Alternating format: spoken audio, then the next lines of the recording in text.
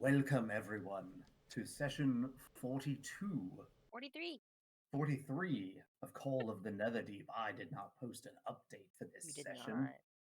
Just let us skip Shame a few on weeks. me. Alright. Last we left off, the party has gone to the Suncut Bazaar and encountered a pair of giant elephants infused with ruidium, and I don't know what this voice is.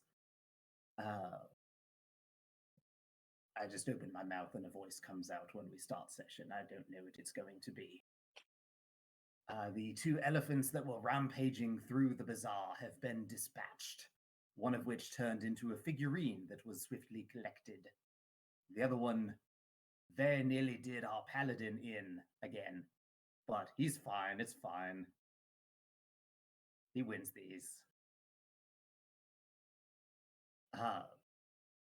But the group has decided, apparently, they will drop the figurine off somewhere safe so that nothing happens to it when they bring it back to the first eclipse.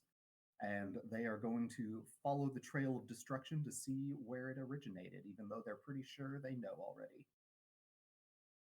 And that is pretty much where we pick up. So it's just a short jaunt from where you are to actually follow the trail to its origin. Are you all getting back on the carpet? Are you walking? Are you doing half and half for mixed vantage points? Short jaunt, as in like a walking jaunt. I feel like we should just follow the path left by the elephants. Like, Yeah, which we are. I think Lucas should probably be on the carpet, if only so that way he doesn't. Fuck. Because there's destruction, there's rubble and stuff. It's not like regular ground. I can walk. If there's a tall building, a rock might fall on him or something.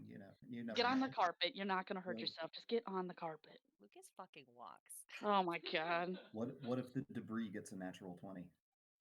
Then you know what? I will watch it and I will laugh. Ew. Okay. All right. Well, I shall make some quick adjustments to the map here, since we're using the same map for a different part of the district. Let me move the bystanders. He does, though, as he stalks away, subtly, like, pat himself on the arm a little bit. He's like, but it's a lay on hands. Like, it's just like, yeah, figured. Not when anyone's looking. Sure, okay. Ix will pretend to ignore it. How many points of this? Let's go with 10. Is anybody else on the carpet? Ix is gonna stay on the carpet. And is Ben still in hyper form? If Ben it gets on the carpet, I guess he could, but he wouldn't be in hybrid form on the carpet, so that'd be very rude. Oh, sorry. He just got thrown. Just tossed right off the map. Said bye, yeet. I was gonna put little Ben on the carpet. I know, I put Big Ben on there on purpose just because it was funny. Valid. Yeah, no, I was already moving it, and then I saw your token move while I had it selected. I'm like, oh, that's gonna look weird. But oh well, too late. Okay. All right. You follow the path up through the bazaar. It takes you up one of the northern roads and then cuts through like a little mini wall into the district that has like some of the shops that you've been to before, the little food court down south of you. Then around the corner up ahead is the first eclipse, the one has the red awning over it. There are two entrances to this building because it's an oddly designed building. This other awning also has another entryway.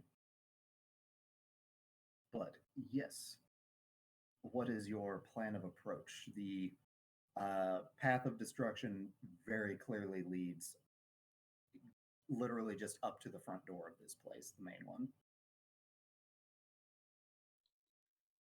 And Plus- there are almost no people just around on the way there. Everybody has fled. There's a couple of people, like since things have gotten a little quieter, a couple people have come back and are trying to clean things up.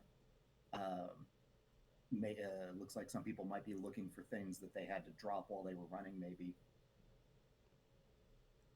Let's fucking go in. Is there a building to go into, or is it just rubble?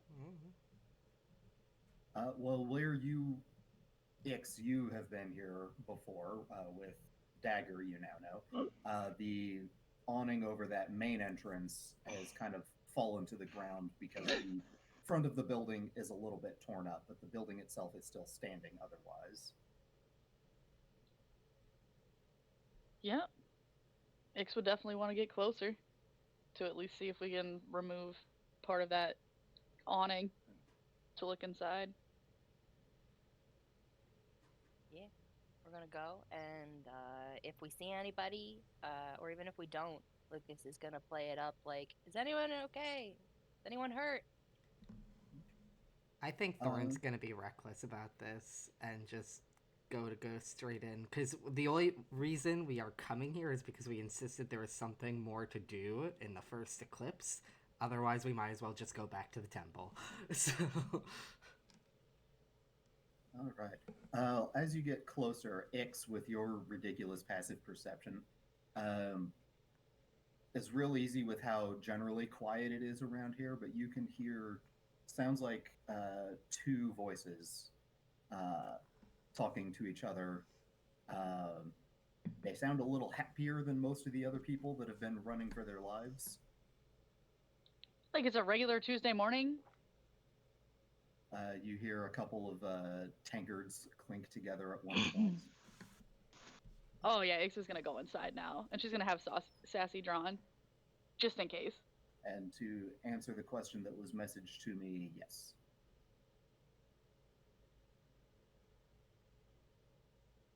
Okay. Well, you are free to move your tokens on the map. where is the first eclipse on this map? It is the one with the red awning over it. Is one of the entrances. Oh, okay. Lucas just barging right in. Yeah, no, I'm going in. Yeah, frankly. yeah, they're. Okay. Yep. I also didn't realize that was the entrance. I thought, never mind, we're good. But, You're good. yes. Yeah, no, there's a little thing on the roof as well. I did say I was playing up anyone hurt, but Ix coming in with a sword probably isn't going to make this any better, so it's fine. Fair enough. She, Well. I'm sorry. She would let people know that she heard two voices. My bad. Let's see. And I'm going to presume that these two are off the carpet. Yes. Ooh. Okay. So upon entering, you do see two figures. They are not hidden or trying to make themselves scarce in any way.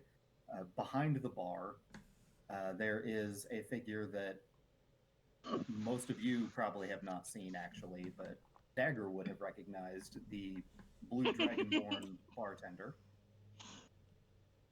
And he seems to be sharing a drink with a red-clad dwarf sitting at the bar. The same two people that've been there this whole time.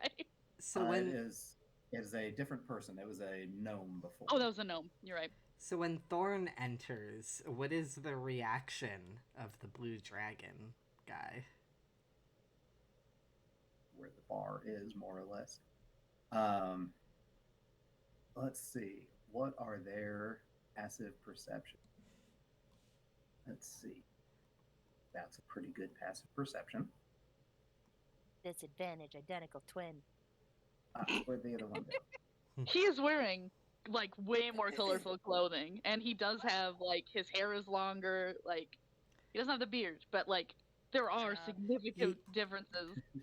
He Both did of them actually have trim quite his good. hair, though his roots might be showing more, but I don't know if that's something that like they would necessarily think about.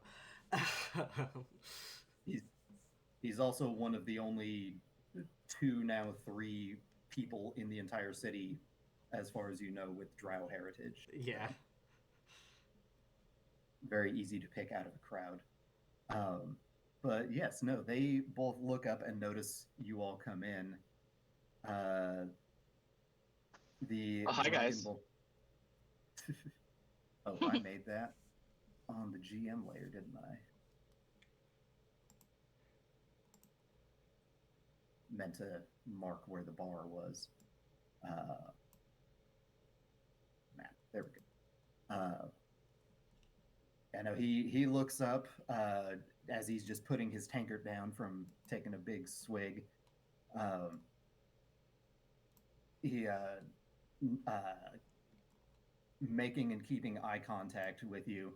He leans over to the dwarf and says, loud enough to be heard, "That's the new guy that I was telling you about.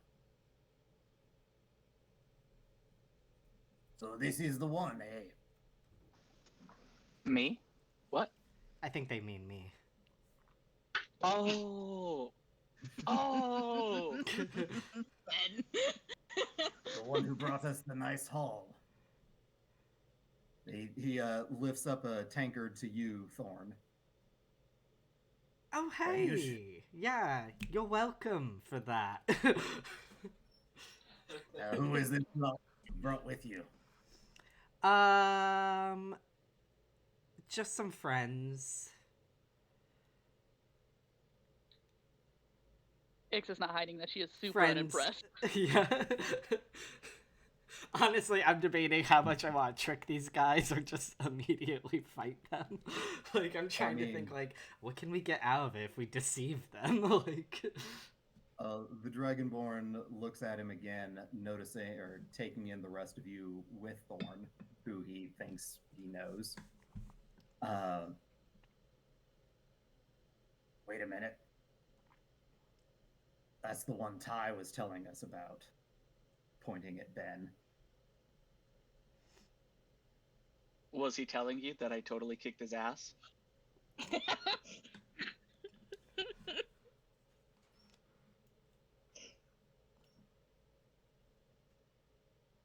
Well, as much as I would love to have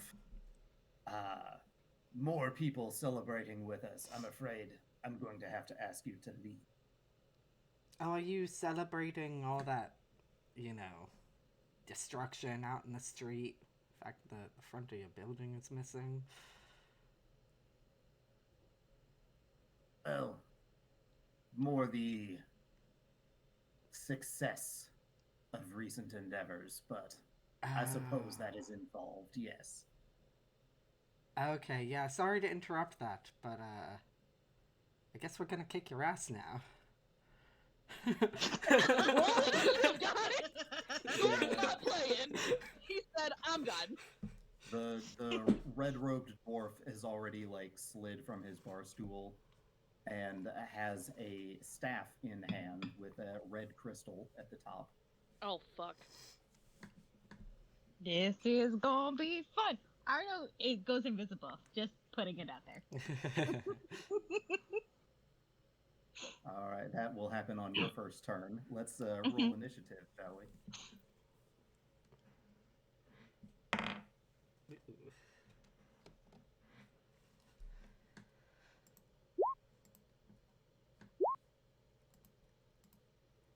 My 20 for Arno. Same for Thorn.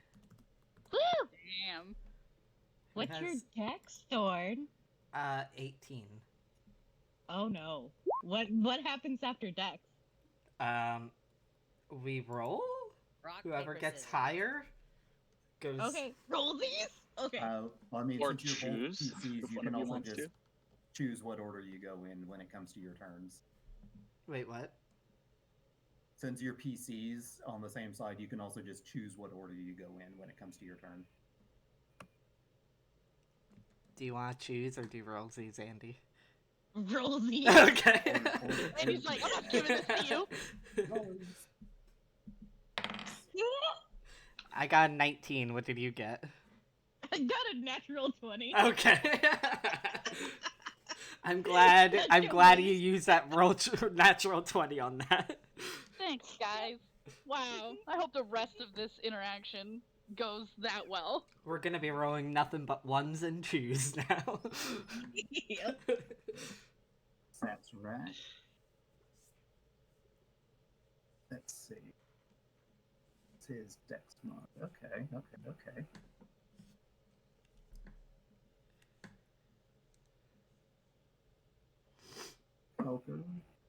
Oh.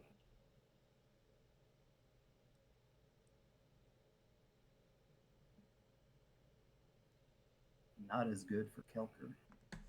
Good.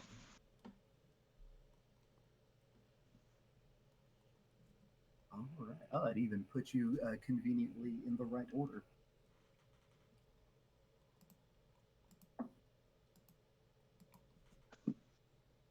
All right.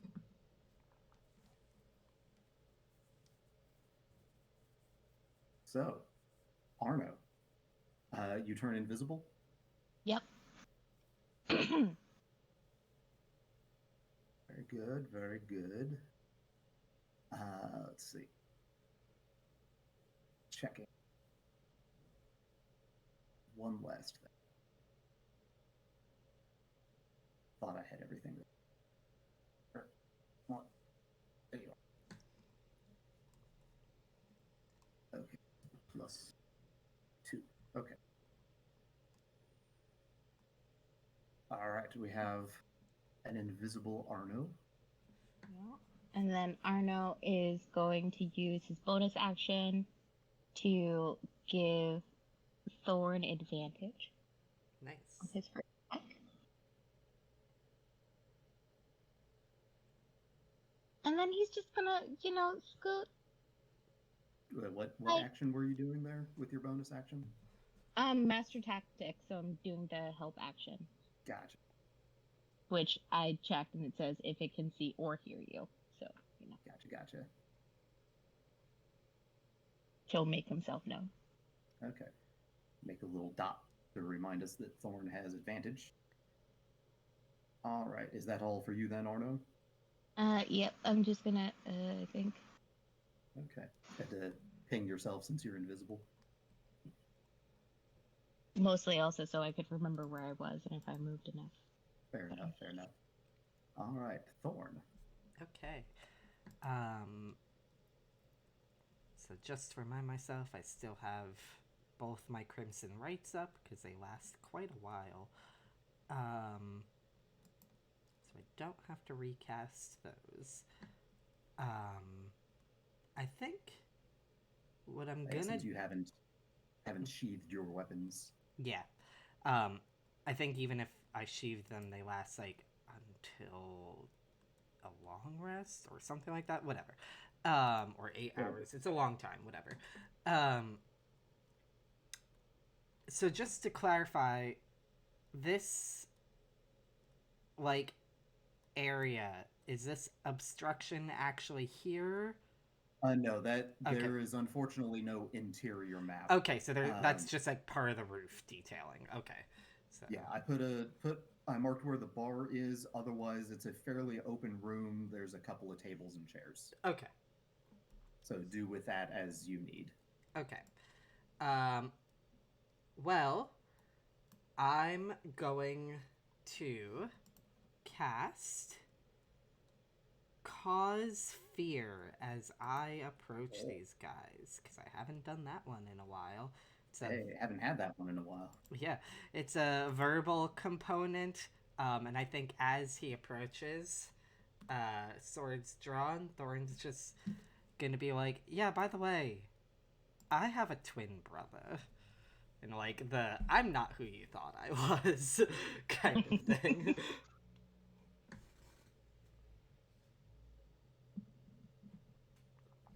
All right. Is that a multi-target Wisdom or who? 6. Is it a multi-target? Or who are you targeting? I automatically wait. Sorry, I'm trying to remember how my spells work. Been a while. To be fair, it's been a little bit. Yeah. Okay, so it's normally at first level it'd be one target, but because I'm a blood hunter, which functions like a warlock, I'm casting right. at second level, so I can target one additional target. So I'm targeting both of them, Okay. and it's a wisdom Marvelous. save. And what's your DC? 14. It's not that high. All right.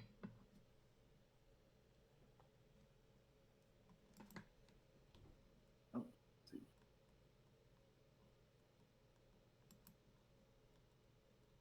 Well, that is an 8 and a 13. Nice. So they are both frightened of me until the spell ends. Until they pass the saving throw that they can repeat at the end of each of their turns. And I think as per frightened, as long as they can see me, they have disadvantage on attacks. Okay. Disadvantage on attacks, can't move closer to you. Yeah. Willingly. All right. And as you approach and cast your spell and say, by the way, I have a twin, they're both like, there's two of him?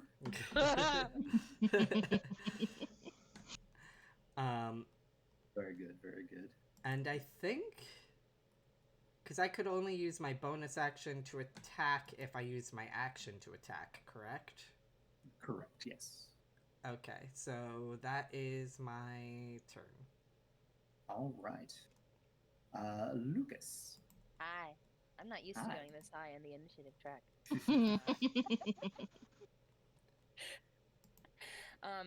So they're freaking out, and they're afraid. And I think to add to the game of that, I think Lucas is coming in behind Thorn, and I think he's gonna look at both of them, and he's gonna hold out a hand, like, backing Thorn up, and he's gonna call for both of them to freeze, and he's gonna cast command at second level so Cool. that he can target both of them. Go for it. Yeah, that is a wisdom save.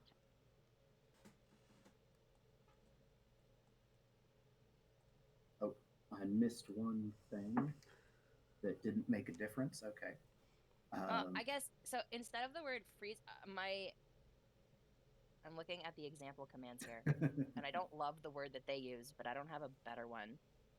So, Thorn is like, I have a twin, and they're like, and with the general aspect of like, yeah, you better fucking like freak out. The command word is grovel. I want them to be prone on the ground in fear of Thorn. Wake in fear. Beg for your lives. Ground. Wisdom save though. Oh man, I thought these guys had something that I'm not seeing. Oh well, that's good for you guys. All right, wisdom save. Wisdom saves, both of them. All right, what is your DC? 16. 16. Okay. That one is 17.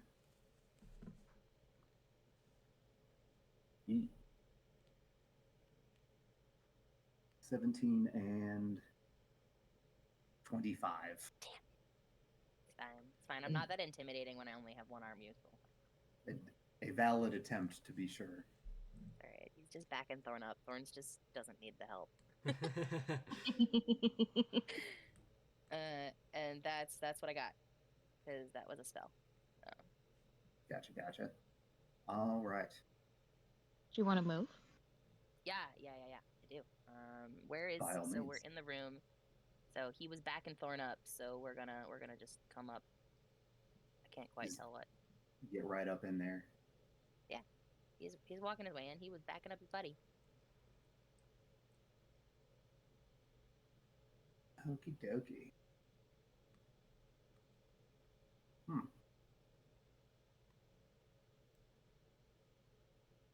Well, my brain must have been making things up. Lucky for you guys, I'm not seeing the AoE spell that I thought either of these guys had. Because that would have been all kinds of fun in a nice cramped room. Well, okay then.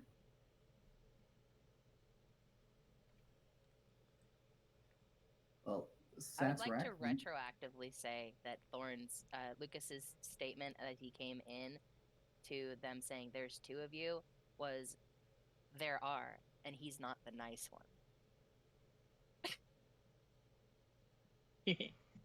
Bravo. Very nice, very nice. Okay, so the dragonborn bartender, who is quaking in his boots, not having a better recourse that I'm seeing at the moment, he's going to make two desperate attacks at the source of his fear that are going to have disadvantage. He's going to fling two crimson bolts at you. Let's see. Those are... Okay. And what is your AC?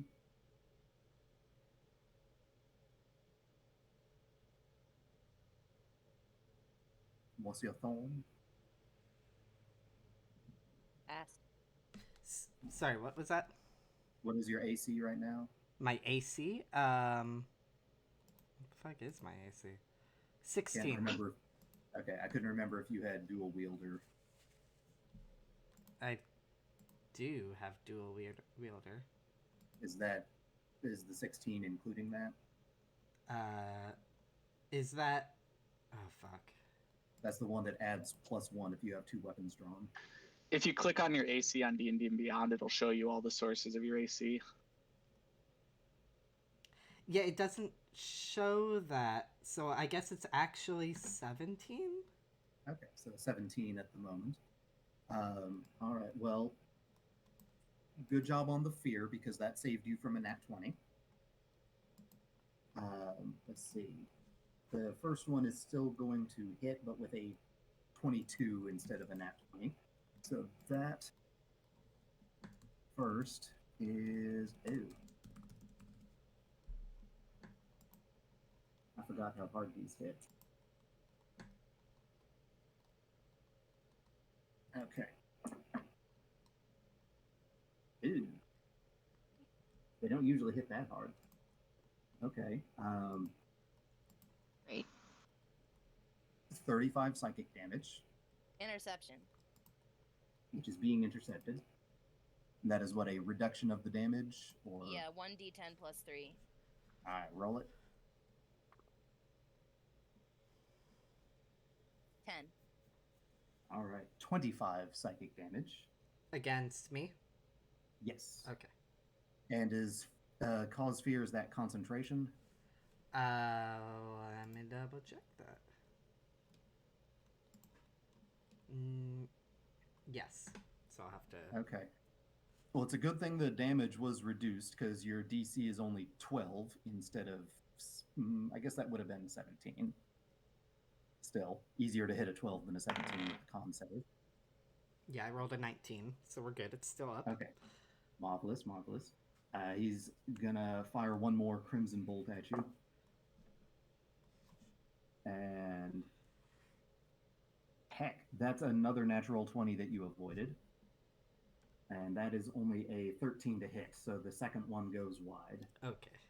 Good Oh my job. god! So that would have been like 140 damage or so. That would have been death. With two natural 20s in a row. Yikes. So yeah, 25 is a lot better. Sorry, 130, not 140. Because your paladin got you back. Hey. But I mean, I'm just here to be pretty, but all right, and yeah, he doesn't have many choices. He's just going to take a step back into the corner, with his back to the corner, so he's still keeping an eye on you. He's like, see, he's not going to come closer, is he? It's like, no, get away, throwing bolts of red energy at you.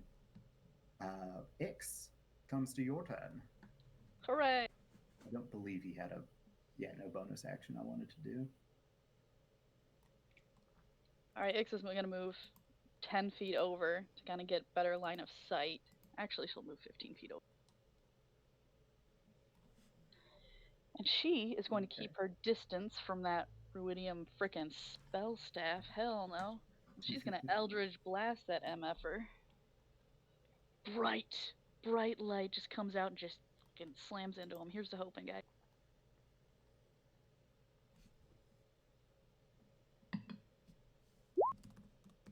$15 to hit. 15 just misses. Son of a bitch. All right, second time. All right. Well, that hits. Also, Bast, with Cause Fear, do they roll the save again at the end of their turn or anything like that? Yep. Okay.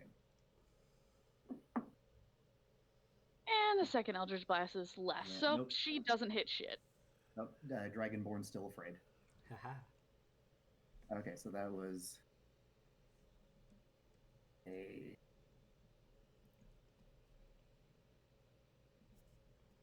Okay, that was a 20 to hit and did 15 damage.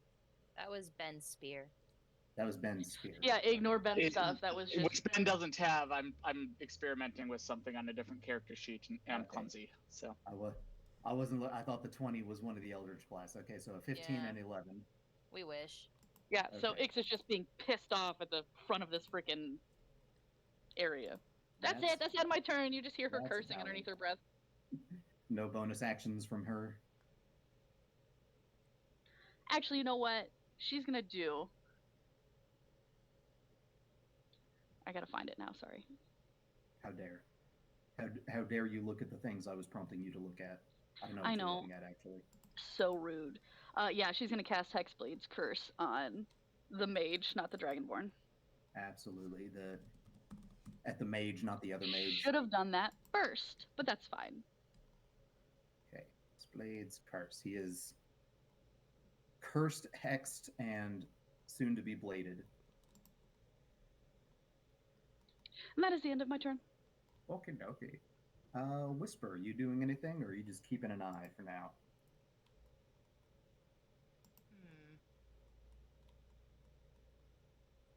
Which of the two mage fellows has the most visible looking hood? A hood, I would say the dwarf with the staff. All right. Whisper's gonna fly in, and this is just for flavor. He's using the help action, but he's basically like flying around behind the guy and like grabbing his hood and like yanking it over his head. Love to see Beautiful. Being a menace. it. That's Okay. it. All right. Is being harassed. Let me use a different color. I'm going to use purple for Thorn there. Shows up better on the token anyway. Alrighty. Okay. Since you have flyby, I will say that you're out of reach if they try to do anything, but we'll leave you there so that you're still messing with the hood if you like. Ben. all right. Which one was it that said that's the guy Ty told us about? The Dragonborn. Cool. Ben's gonna run up to him. He's gonna say, "So what did Ty tell you? Did he tell you that I punched him right here?" And he's gonna punch him across the face.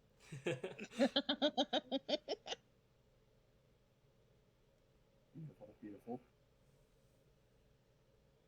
With a natural 1. Well, that's too bad. Maybe he told you that I punched him down here, and he'll punch him in the abdomen now. It's like you swing up to his jaw and like give him a little tap right where you hit Ty. It was right there. That's far better. Does I like that flavor. 21 hit? 21 hits. 9 damage. Or maybe he told you that this happened, and I'm going to use, what's it called? Mr. Freezy thing. Good morning, coffee. Stunning strike. Stunning strike. Alrighty. Let's see. DC 13 con save. DC 13 con save. Okay, no proficiency in that. That is a 12.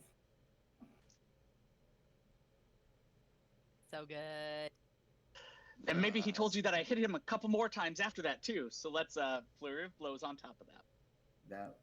That was fortunate for you because he has a reaction that he can't use now because he's stunned. Sucks to be him.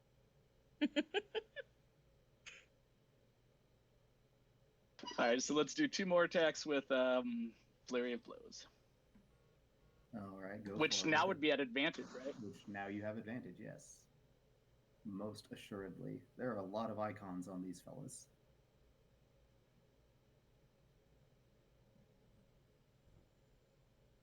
That 20 definitely hits.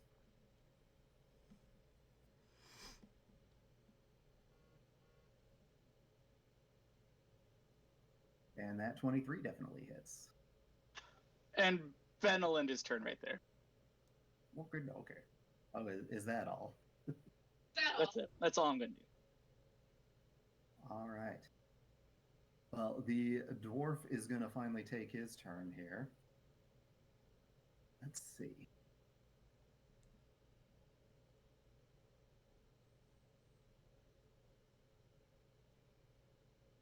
All right. He's looking around, taking in the situation, not liking what he sees.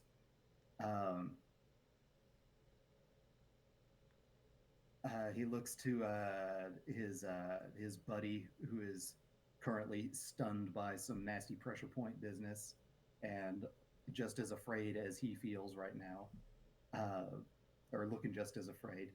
Says, "Fuck this noise! We got to get out of here." He holds out a hand.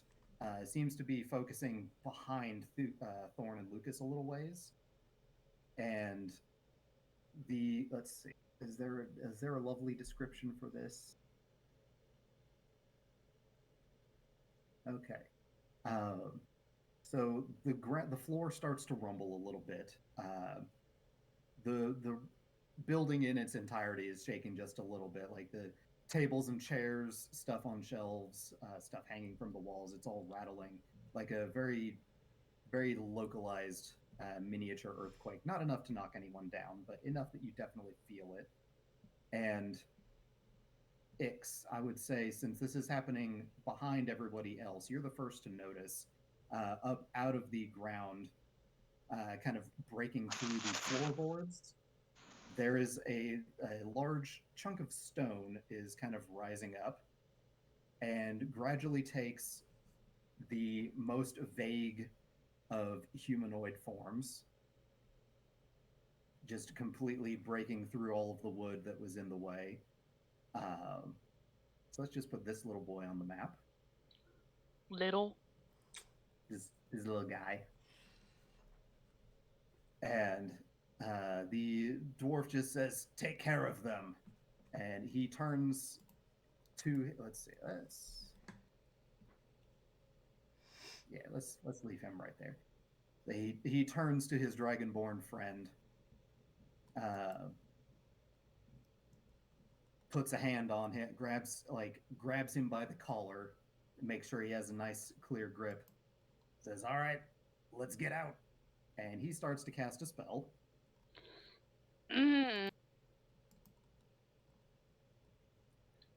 Is it something that Ix could possibly counterspell?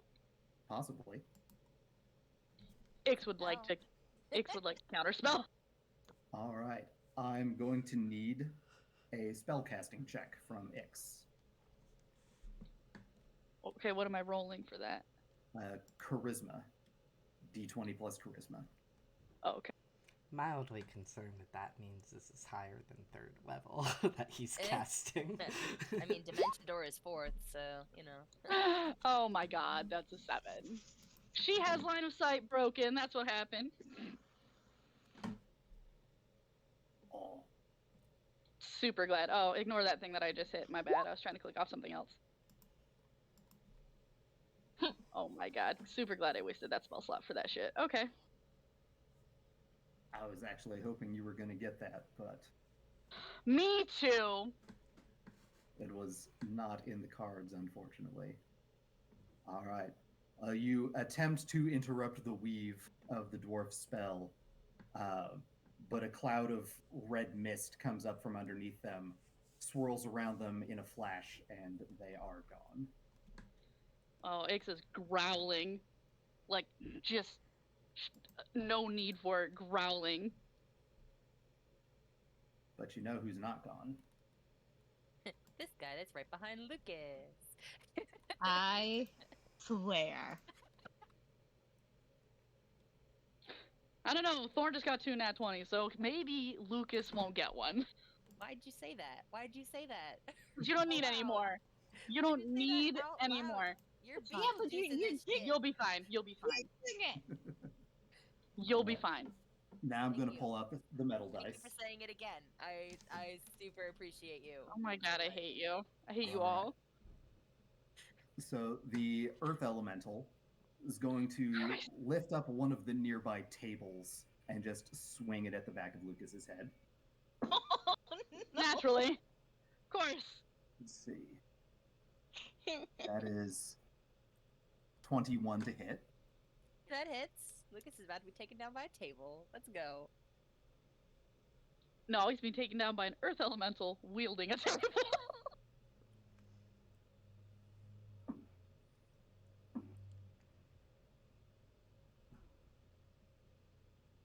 17 bludgeoning damage. Alright. Ow, but up. And then the elemental is going to spin, take the same table to Ix's face. Bitch. That is 23 to hit. Oh, she gets smacked hard.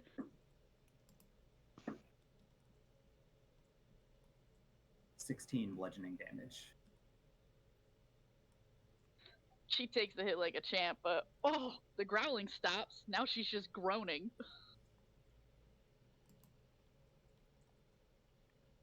All right. Well, that's all it's going to do. Anga. Arna's going to attack the elemental. Hitting Ix and Lucas in one turn. It's unacceptable of it. Unacceptable.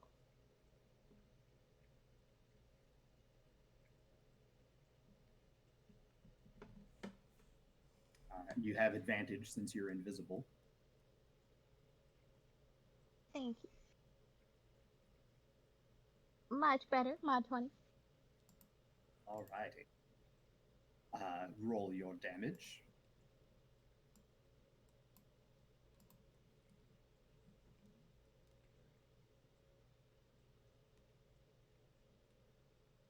Do I get sneak attack?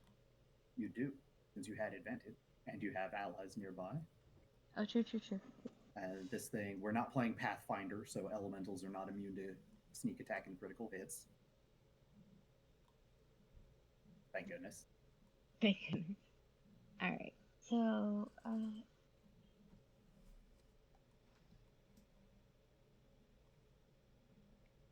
18 damage. 18, right? Uh-huh. All right. A chunk of the elemental is broken off. Uh-huh. You got a chip off its shoulder. Cool. And then, I'm guessing looking between the two of them, Lucas looks worse off. Looking between the two of who? Ix and Oh. Lucas. There's two people who just got Probably slapped. since Since 100%. Lucas was not at full health, I'm pretty sure, at the beginning of this fight. Yep. That table did okay. not do Lucas favors. Oh, No. Also, Okay, just- so before you finish your turn, I just thought of something just for funsies. Ix. No. Roll a. No, this is for good thing or nothing. Oh, okay. Okay. Roll a d20. Okay.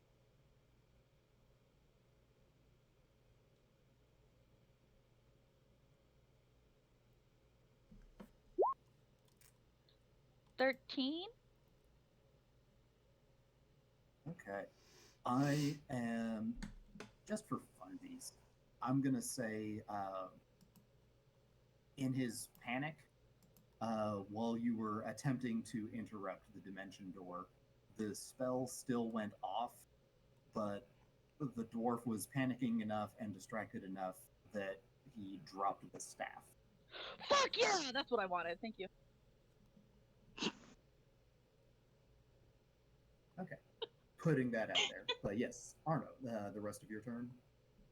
Arno's gonna cast Healing Word on Lucas Marvelous.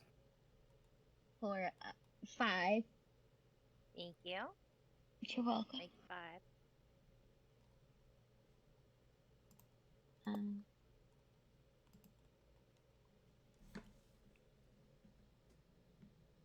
Staying Yeah. put. I guess I'll move over with here. I'll move over there. Make some space. Yeah. Alright, Thorn then. Okay, 1 second. I was just double checking a feature.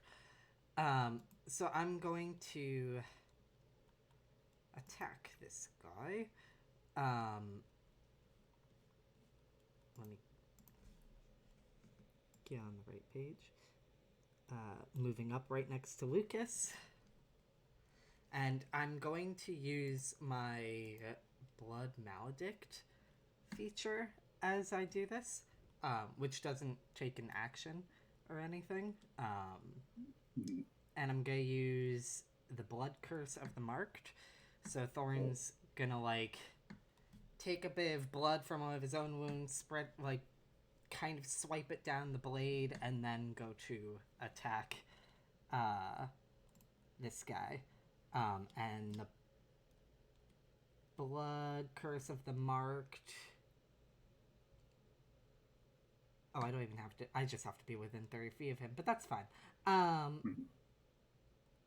Until the end of my turn, whenever I hit the cursed creature with a weapon, for which I have an active Crimson Right, which is both of them, you roll an additional Hemocraft die when determining the extra damage from the right.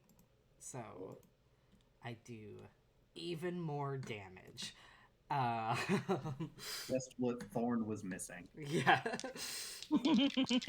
So I'm gonna attack 3 times. Am I missing a d20? My favorite thing is that you can see Heather's like flailing in the back of Tony's webcam. I actually hadn't noticed that. That's fantastic. Just when she gets very excited. We're stealing a d20 from my other character. Oh, there goes that. Okay. So the first one is a 19. Does that hit? 19 does hit. Okay. Since he's like a rock guy, I can't tell. And then the other 2 are higher than 19. Okay, yes. He is made of natural armor after all. Yay. So just give me a second to put all this damage dice together. It's 1d6 base. Can this guy be poisoned, or should I just not roll that die? Let's see. If he's immune to poison. Okay, so I'm not going to bother rolling the extra damage. That is good to know. Just to save time. Yeah. It's like there's a lot happening, but you've learned to keep an eye out for which things are actually affecting your target. Yes. Okay, so first I'm gonna roll the black steel short sword, which I think was the cold damage. Right? Yeah, the lightning, the cold, the slashing, and the poking all take full effect. Nice. Let me just add this up.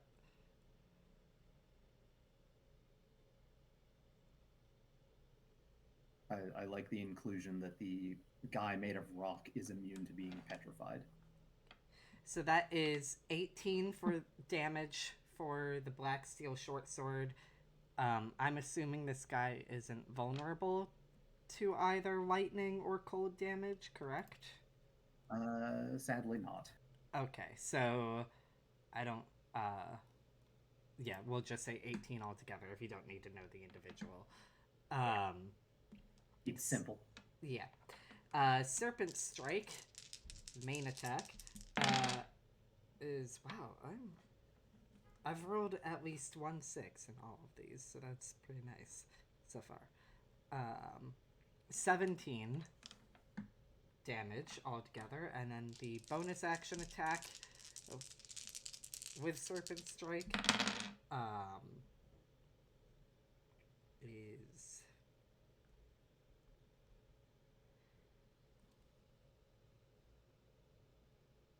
I'm trying to remember. Does Dual Wielder give me my dex bonus on a bonus action? That's the fighting style that gives you the dex bonus. On a bonus action, right? Yes. Yeah, if you have the feat, you can draw 2 weapons and use bigger weapons. If you have the fighting style, you get your dex bonus on the offhand. I have both. So Okay. Well, yes, you do. 16 damage altogether on that third attack. So 18, 17, 16.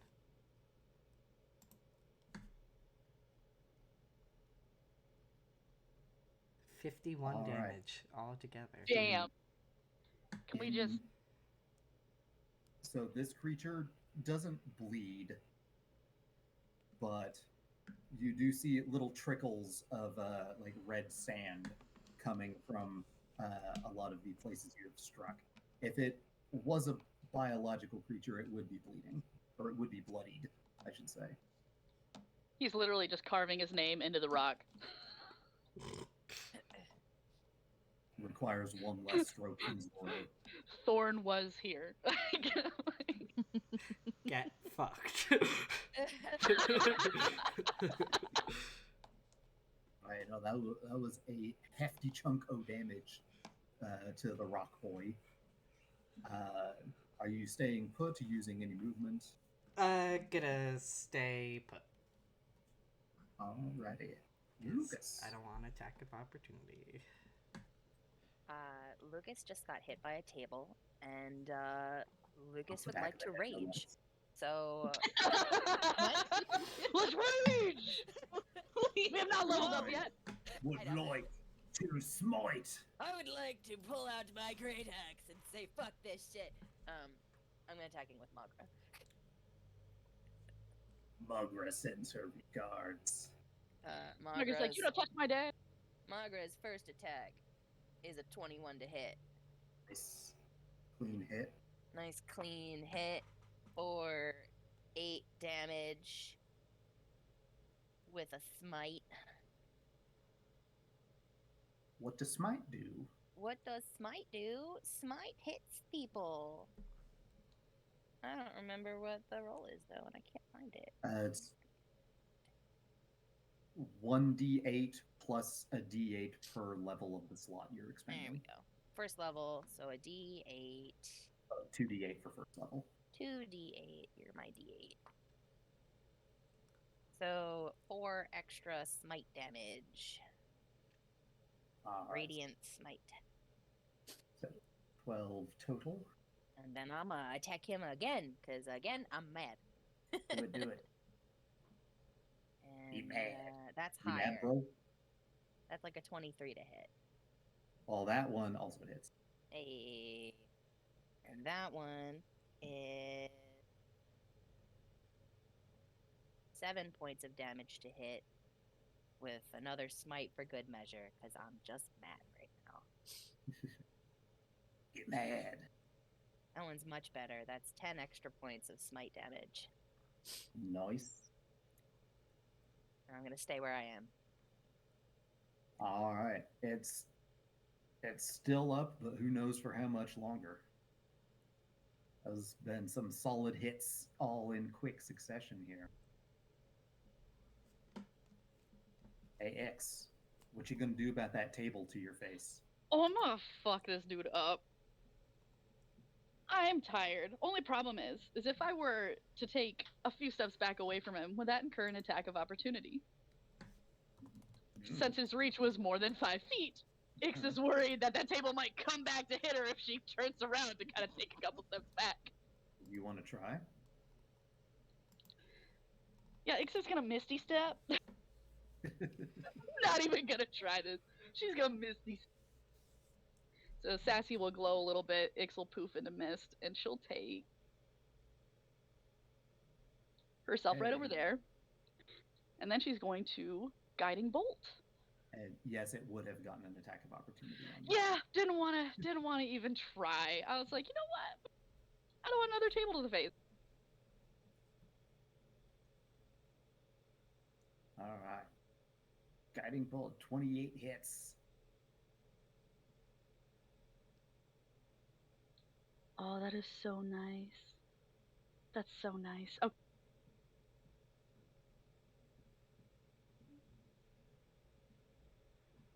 That's not as nice. But I'll take it. That would be 16 points of radiant damage. It is glowing, I'm presuming green. It is now. So next attack against it has advantage. And that's my turn. All right. Is Whisper doing anything?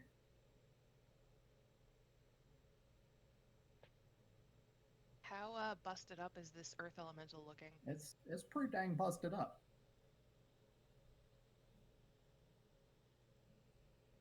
I think they got this. Owl's just gonna sit and watch. Bird's like, all right, cool. Well, I'm here. He's perched on the bar. Yeah, he You just kind of can like do settles it. down and he's just like watching this happen. He's preening.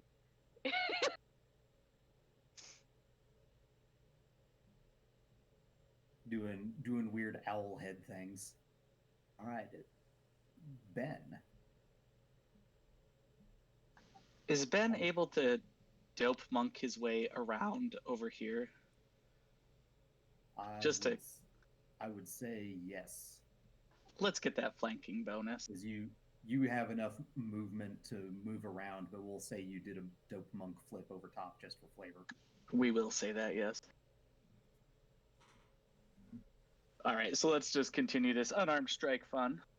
All right, advantage on, well, all of them, I guess.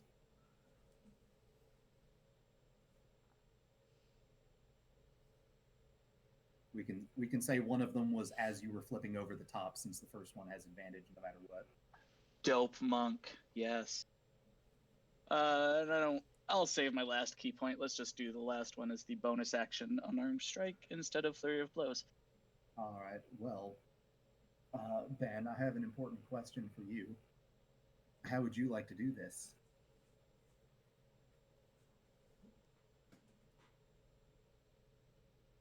So I think actually what Ben will do is he's going to be like, oh shit, a table! And he's going to run across here, and he'll use Steve to propel himself upward and run sideways along the wall over top of Arno and come along the wall all the way around, like going in a circle around the perimeter of the wall. And as he's doing this, he's going to be kicking this thing in the face along the way. And then he's going to come land over here where I have him right now. And he's going to take Steve and bring Steve down on top of the earth elemental, shattering it. Damn, that is some dope monk shit. I said kicking, but actually punching because he's using his feet on the wall, not on the earth elemental. So. Still dope. Marvelous. All right, you pulverize this thing. It crumbles back to the dust of the earth, as it were. Oh, thank fuck. The scene is once again very quiet once the rubble settles. Hey, do we as a party know the specifics of Dimension Door?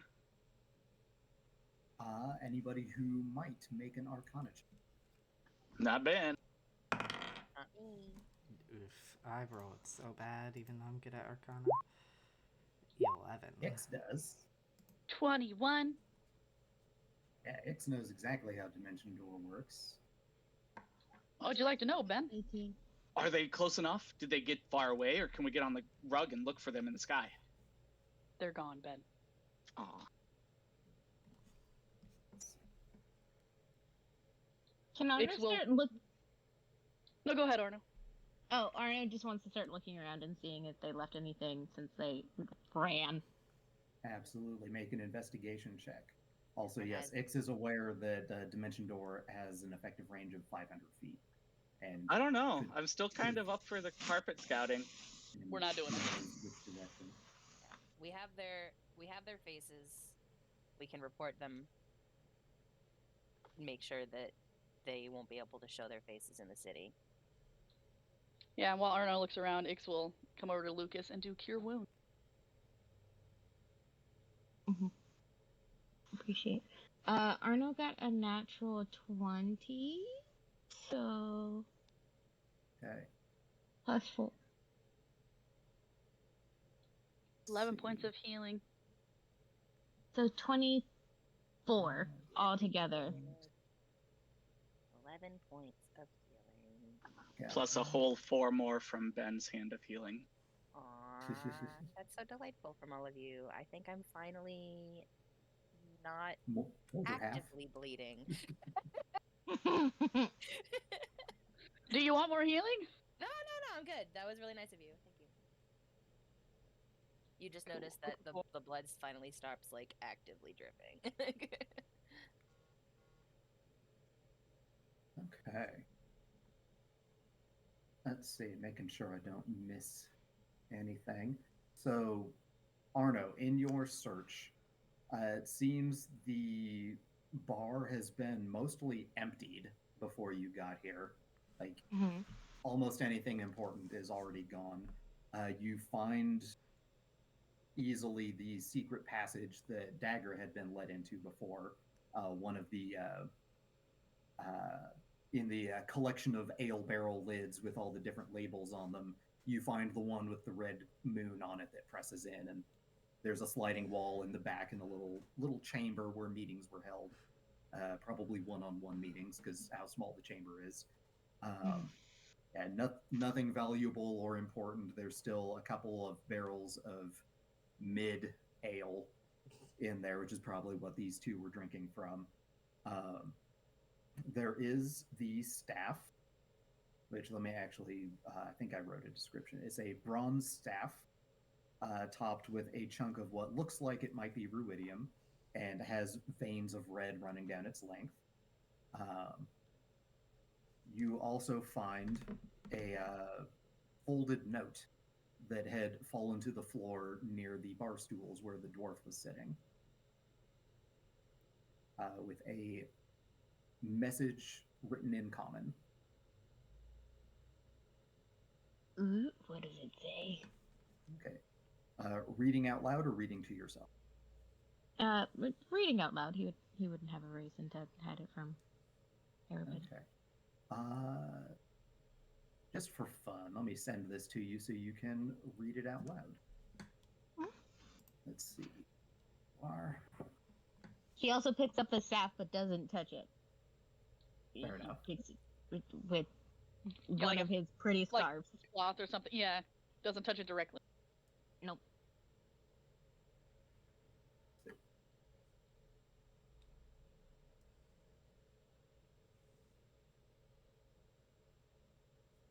All right. There you are. All right. So yeah, so from where he has picked up the note, everyone would just hear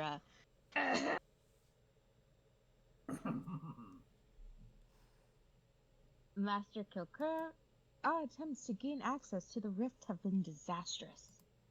An aboleth haunts the drowned city. It slaughtered all but one member of our last expedition.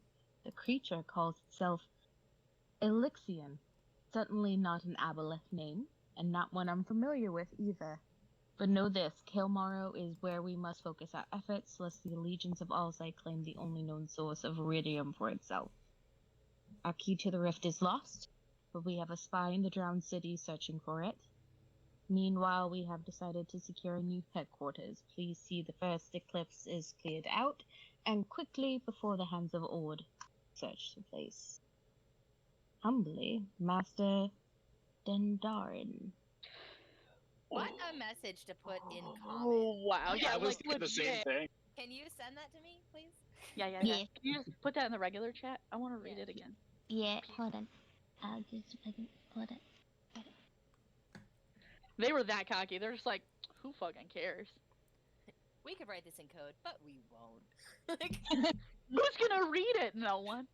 An No one will aboleth, drop it. an aboleth that calls itself Elixion. Yes. That's oof. for the Yep. record, Thorn, Lucas, and Dagger have had this conversation. Yeah.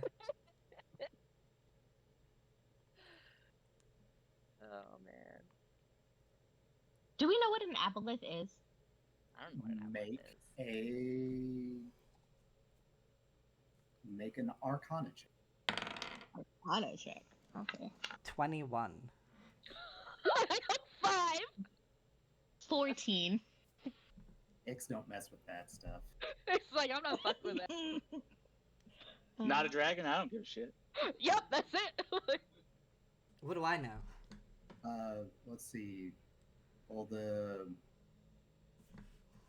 Arno got the 14. Mm-hmm. Okay, you feel like you've heard of aboleths, but you've never heard any songs or stories about them. The 21, though, yeah, Thorn has definitely heard about these aquatic aberrations, which seems fitting. Yeah, no, they are fairly large creatures from beyond the material plane, probably. They have Usually stay in the depths of the sea or other aquatic areas, but sometimes you've heard of supposed minions of aboleths being sent up to the surface to do their bidding. they have telepathic abilities, don't they? Would Thorn know Yes. that? Okay. Yes, they are. They have some psychic telepathic abilities. They do communicate with people. You've heard of people that have talked to them that thought maybe they were making deals with them, but mostly the aboleth just wants what the aboleth wants, and it's going to get it however it's going to get it. So this is concerning. And like many other creatures like this, they fancy themselves the superior race over all other Yeah. creatures. So this That's is within the norm. this is concerning because it makes me wonder if aboleths, the psychic creatures, they can impart thoughts and images to other creatures. They often do it to manipulate others into doing their bidding. And I'm wondering now if this is like an extra powerful aboleth that we've been communicating with. Assuming that you guys have still had dreams about Elixir, you know. Oh, yeah, yeah. So, Very insistent dreams. yeah, so it's either what we've been talking to wasn't really the champion, but simply a monster using the identity of the champion to manipulate us, or the monster has also come into contact with the actual Elixion and is using his name, you know, and trying to benefit off of it. But like, I'm kind of leaning towards the first, admittedly, not. But I mean, Well, Why would an aboleth Possibly. need us anyway? To do its bidding? We're above ground. What bidding does it have up here? Well, it wants us to go down to Kael'Mara where it is, doesn't it? True. But also, my brother got wind of what I was doing from the Changebringer. The aboleth might have recognized us once we touched the jewel. I don't think it would know to find my brother and talk as if it was my brother's chosen god. Well, I never said it was trying to be the Changebringer. I mean... Well, I'm saying that, like, my brother knew that I was doing something involving Elixion and the jewel of the Isn't that three something prayers. that the Changebringer herself, though, could have just known? Like, that might not have been the aboleth at all. Maybe that was the Changebringer telling your brother for one reason or another, whether it was because there is a good reason to go down there, or, you know, as a warning, maybe even. If she thought we were being led astray by something else, she might have told your brother so that he could help us in some way. In all the visions that we've seen Elixion, he's been inoperable. He can't move in any way, shape, or form. Is it possible that these race of creatures simply know where he's at and they're using his identity? It's not a race of creatures. It sounds like it's just one aboleth, but maybe, I don't know. I just think we should be careful if we are indeed going down there, because we might have been lied to, is what I'm saying, and we should be prepared for that. That's fair. All right, I well, don't mind being more cautious, but I do think we would need to see for ourselves. Personally. Well, let's get back to Ewo. Report what we have. Squadala! Oh, and Also, can anyone who's been stabbed by ruidium, please, can we check your wounds to make sure nothing freaky is happening? Coughs up blood. Yeah, sure. I'm fine. Oh, I've always glowed red. You didn't notice? Check it over. Also, here's a healing potion, Thorn Dear God. Also, before we move too far past it, now that the heat of the moment has passed, Ben, you got the closest to the two that were in the bar, so you probably would have seen when the dwarf reached up a hand to grab his compatriot's collar and zip out of there. You noticed, in hindsight, there were kind of some nasty looking, like, red pulsing veins down the back of his hand and disappearing up his sleeve. You don't know how high up they went. Speaking of that, Arno, I think they stabbed themselves, probably on purpose, lots of times to make themselves creepy. Great. Good to know. And Ben will describe what Stars just described. Ix will kind of be like, Ben, that's likely from him using the staff. Oh. Ruidium staff. Oh, maybe. Ooh, Ix will want to look at it. Okay. Not here, though. We're not going to take time to identify it here. I do not want to be here. We've got a carpet ride that'll. Oh, that's true, yeah. Take at least 10 How do we minutes. check over ourselves and make sure that we're not, like, dying of ruidium poisoning? Whoever is doing the checking can make a medicine check. I know we'll do. Can I assist? I'm proficient with medicine. Absolutely. Ix is also proficient in medicine, but I'll let everybody else go first. So is Arno, so the three of us will be able to handle it somehow. To another question, I was just messaged yes to that as well. let's see. Let's move you all back to the main Uncorel map.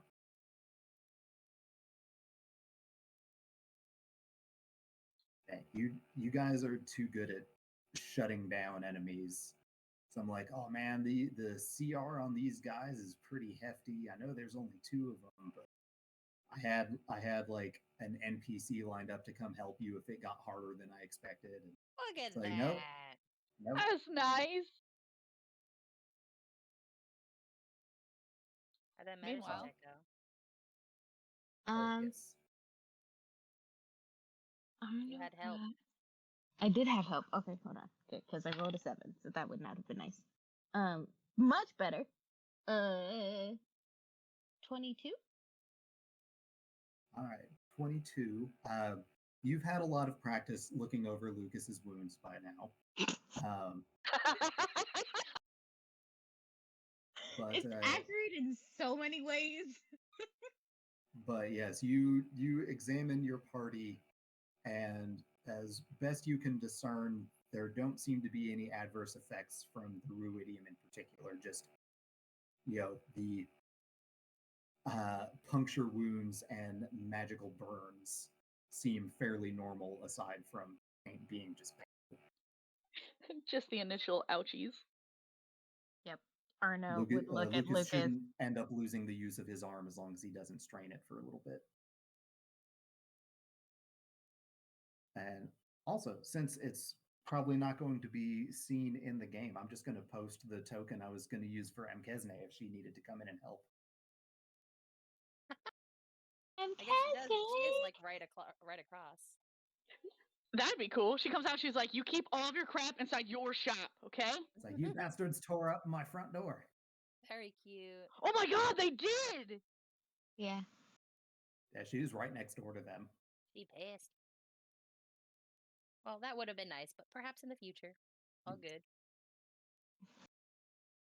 Yep. On the carpet right there, Just kidding. I want to get Yes. out a couple of potions and Mhm. hand one to Thorn and two to Lucas.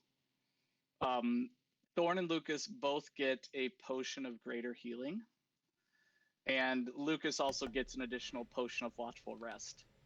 Hey, just in case you need these, guys, I made these. I've been holding on to them. You guys seem to get hit a lot, especially you, Lucas. Sorry about that. So here, this will help. Just hold on to this in case you need it. Lucas chugs it. Just like I don't need to chug it. I know what this is. I have maybe drank one in the past, and I've certainly given one to Arno. So That's 4d4, correct? Yeah. Save it, use it now, whatever makes you happy. But yes, it's 44 plus 4. Yeah, 44 plus 4. That sounds right. I will add it to my inventory. And then I'm sure Lucas will get some use out of the potion of watchful rest. What are you talking about? I sleep all the time. Get great rests.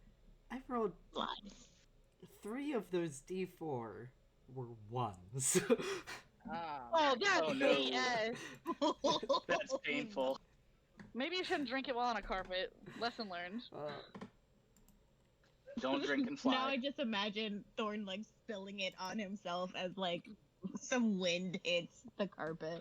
Because he's not used to being on the flying carpet. Dagger was. Well, I'm at least at half health once more, so... A little bit of it dribbles out the corner of his mouth because of the turbulence. And then Ix will take the time to identify the ruidium staff Okay. while we're flying. So maybe a few minutes before you arrive, you finish your identification. This staff, since I guess identify would give you a name for it, has been dubbed the Staff of Mind Rattling. Okay. Does require attunement by an arcane spellcast. Let's see. Now, some of these aren't arcane. Okay, so it requires attunement by a bard, cleric, druid, sorcerer, warlock, or wizard. So I guess that's All of them? any full caster, I think. But yes, while attuned and while it's on your person, You can breathe water, and you have a swimming speed equal to your walking speed. The staff has 10 charges. While holding it, you can use an action to cast Charm Person for 1 charge, Command for 1 charge, Comprehend Languages for 1 charge, or Dominate Person for 5 charges. Well, then. Using your own spell DC. It also functions as you could also just hit people with it as if it were a ruidium quarterstaff, and it deals an additional 2d6 psychic damage on a successful attack. When you damage a creature with a spell or by using the staff as a melee weapon, and the target is concentrating on a spell, it has disadvantage on the Constitution saving throw to maintain concentration.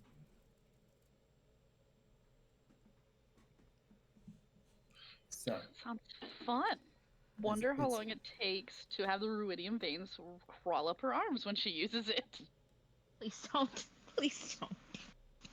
So it's a good thing you wrecked their day and made them run away. Yeah! No joke.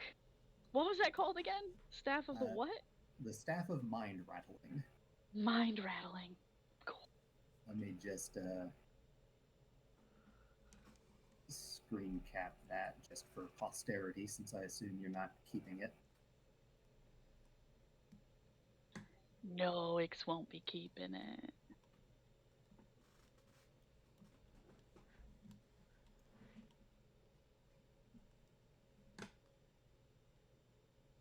Okay. Well, while I am typing, unless you want to do anything with that information before you reach the mentor. I mean, Ix will explain briefly what it is to the party and let them know that she has no intention of using this. And you should have felt that look, Kitty, because it was directed directly at you.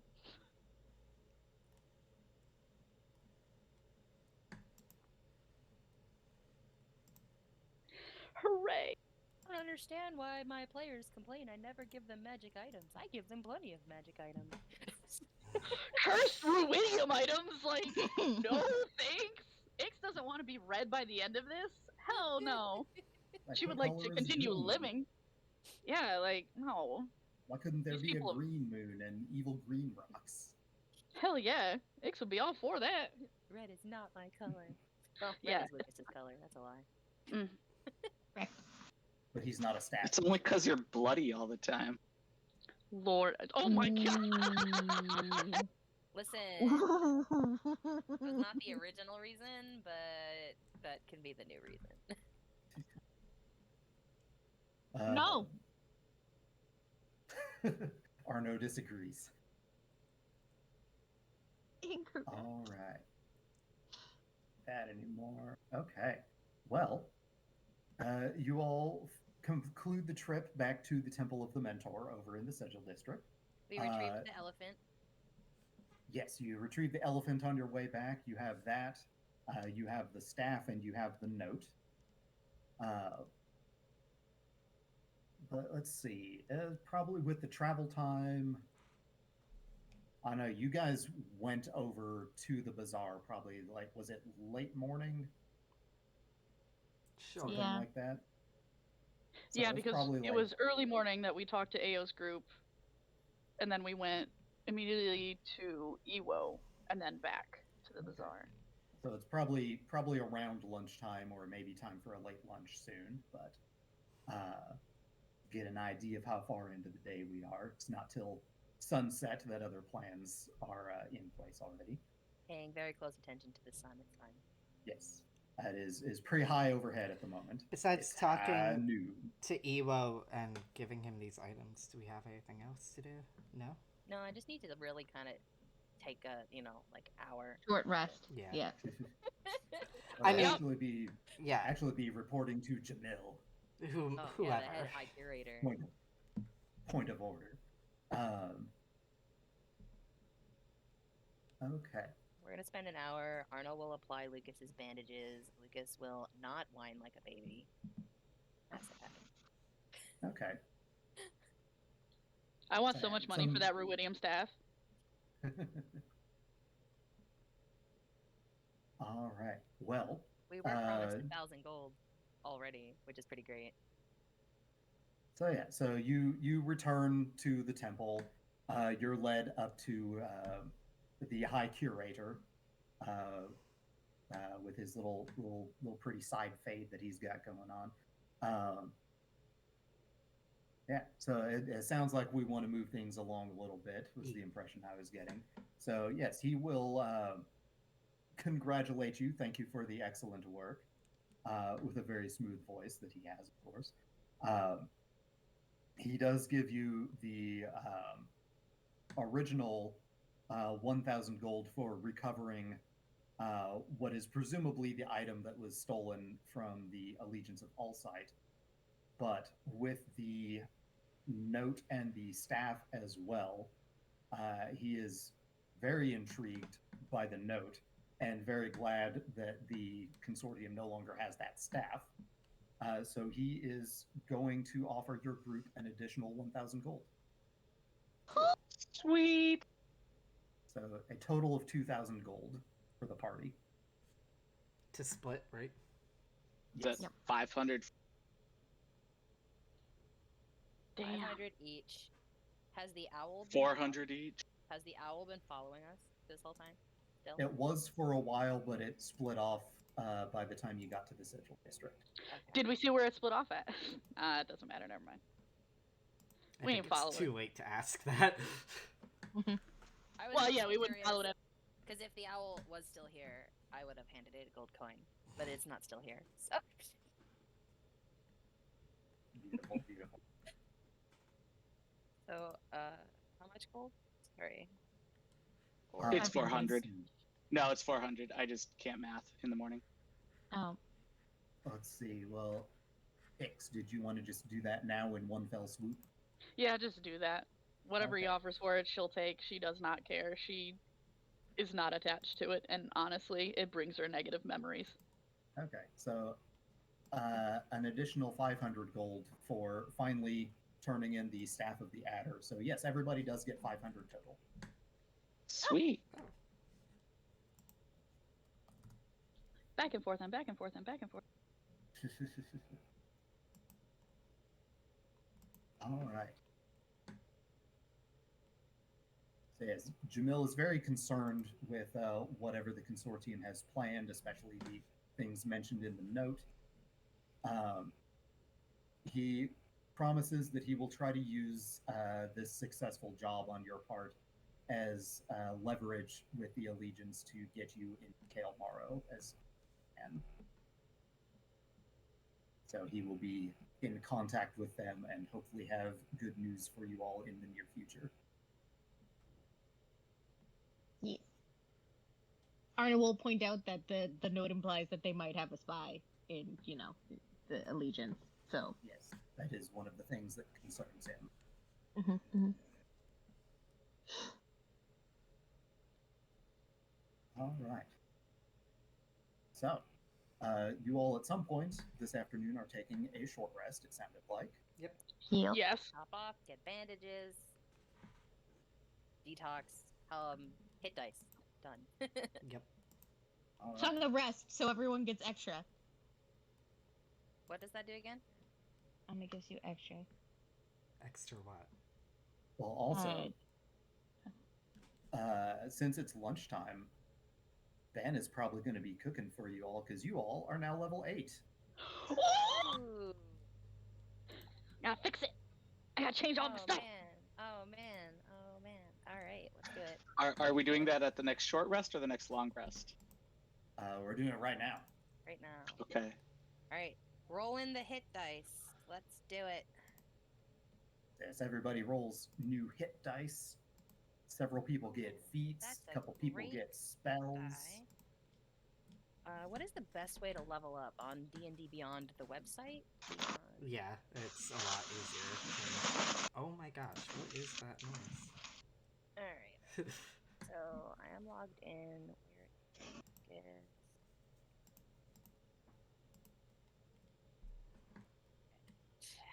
Where's the level 8 button?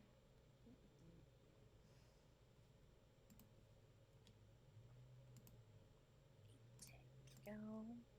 Start. much HP? So just because I'm curious, I want to know how much everybody rolled on their HP. I rolled a 7 on the die, so Nice. with my brand new ASI Constitution modifier, that's a plus 11. Nice. Also, everyone gets an extra +4 for their hit dice. Okay. Nice. I was going to say, I've been taking the average since the beginning, so that's what I got. 5 plus Constitution. Very good, very good. I rolled 7. Hey. Yeah, that's nice. It is nice. I have to go back and change all that now. Nice thing about Constitution ASIs is retroactive hit point increase. I also rolled 7. Nice. So many 7s. 15 to make an 18 to make So, yeah. a... Luke is going to have a lot of hit points. Yeah. Now, the real question is, do I decide whether to take the tough feat or not? Oh, this is the moment where we commit. Is that right? 68 was before. I should have... 68. Should have 70. What is going on here? Oh, it retroactively gave me more Constitution. I love that. You get another hit point for your first 7 levels as well. Yeah, I didn't realize it did that. That's beautiful. I love that Nice. number. That's such a good number. It would be an even better number if I take the tough feat right now. You took Resilient Constitution. I took Resilient before. I have a +4 con modifier right now. So yeah, tough would give me. Oh, that's 16 more. That would put me in. Oh, that would put me in triple digits on the health pool. I want it. I mean, I almost don't even want to ask what the other considerations were. The other consideration is martial adept. There's some superiority stuff that I like, but I really can't possess. He gets hit too many times. We're taking tough. How do I add tough as a feat? Go to features and traits. Go to the bottom and go to manage feats. Okay. Second. I updated con in the wrong place. And yes, Kitty, that is exactly what I was thinking when people said 7 so many times.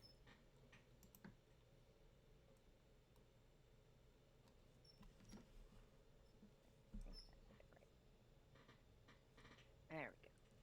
Sure.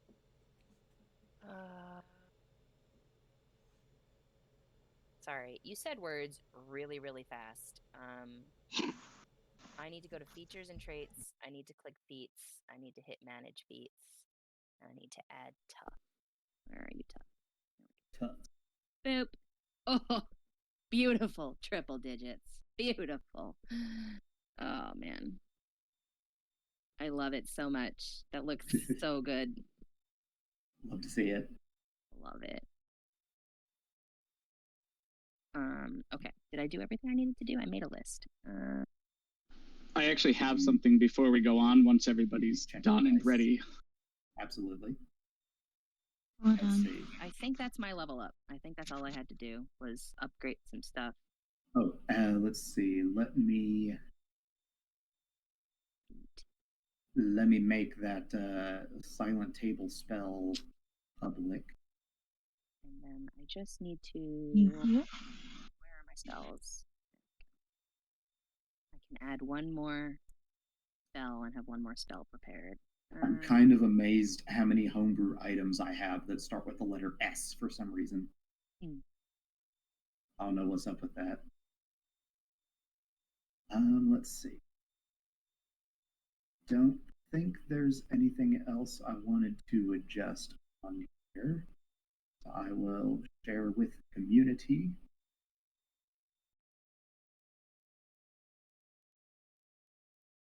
All right.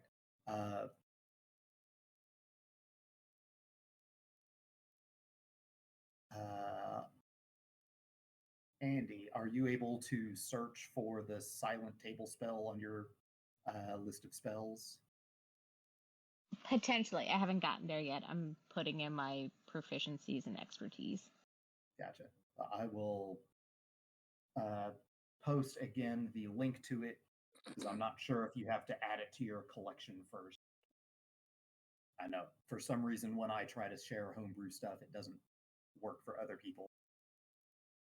Even though I thought the things within the table were supposed to be seen by everybody at the table, but maybe that's only if I was the DM.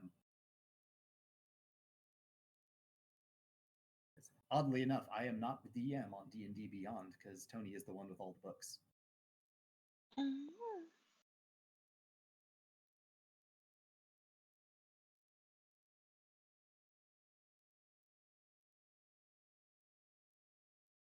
Also, duly noted to the message I just got.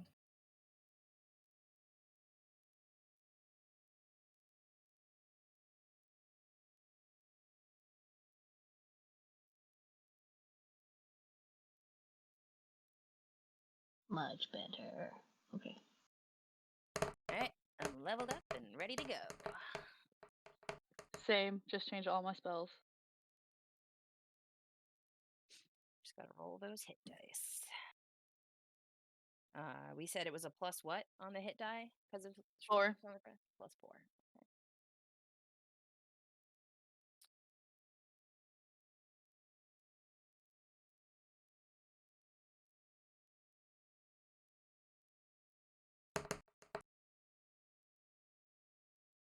Okay. It does not show. Okay. So yeah, just follow the link I posted in discussion, and you might have to just click add to collection or something, and then you hopefully will be able to add it.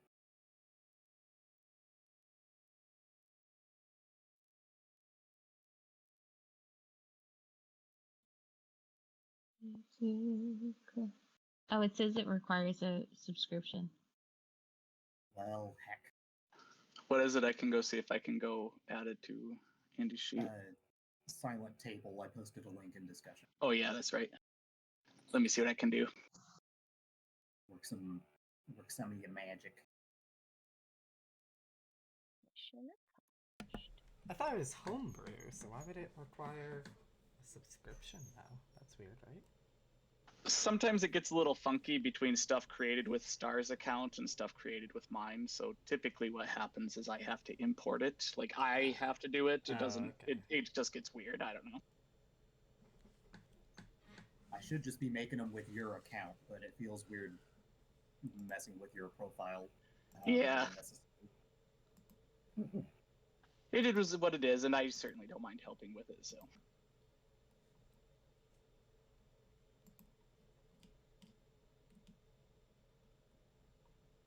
Actually, try to add it now, Andy. It might let you now. I've added it to my collection. Okay.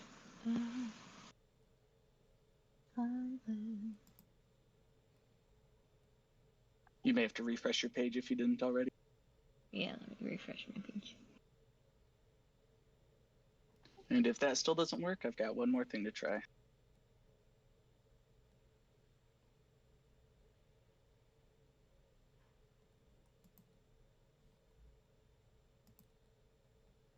There it is. Yay! Woo! Tony coming in clutch again. Woo! Also, I've realized that my hit points are not being calculated correctly. Oh, lovely. I've had to like finagle my way into the number that I knew I needed to have, but I have it. So Yeah, I didn't notice before, but this time, like, I rolled a 6 and it just increased my, like, HP by 6. So obviously it's not including Constitution modifier per level. Where are you writing your HP exactly? Are you like all putting it into the box that says rolled HP? Yeah. Oh, that's weird.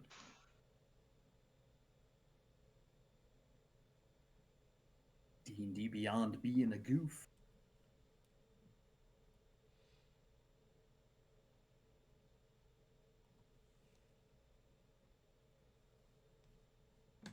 things that I enjoy, and I know it's because hit dice are hit dice, but it took my cleric 18 levels to hit triple digit HP.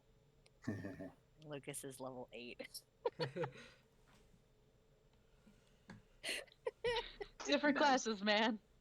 I know, plus feats, plus all this stuff. It just made me laugh. Just focusing on Constitution. He gets hit a lot. Lucas gets hit a lot, so. Is that your second highest score? My.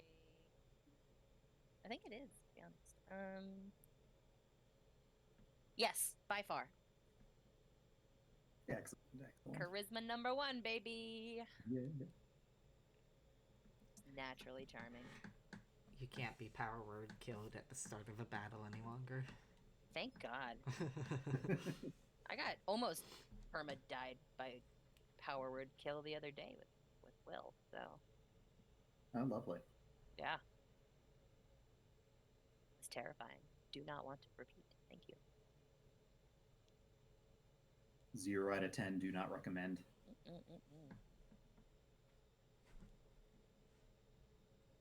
While everyone is finalizing things, just because I like it and I'm gonna show it off. This is a belated Christmas gift that I finally opened up, but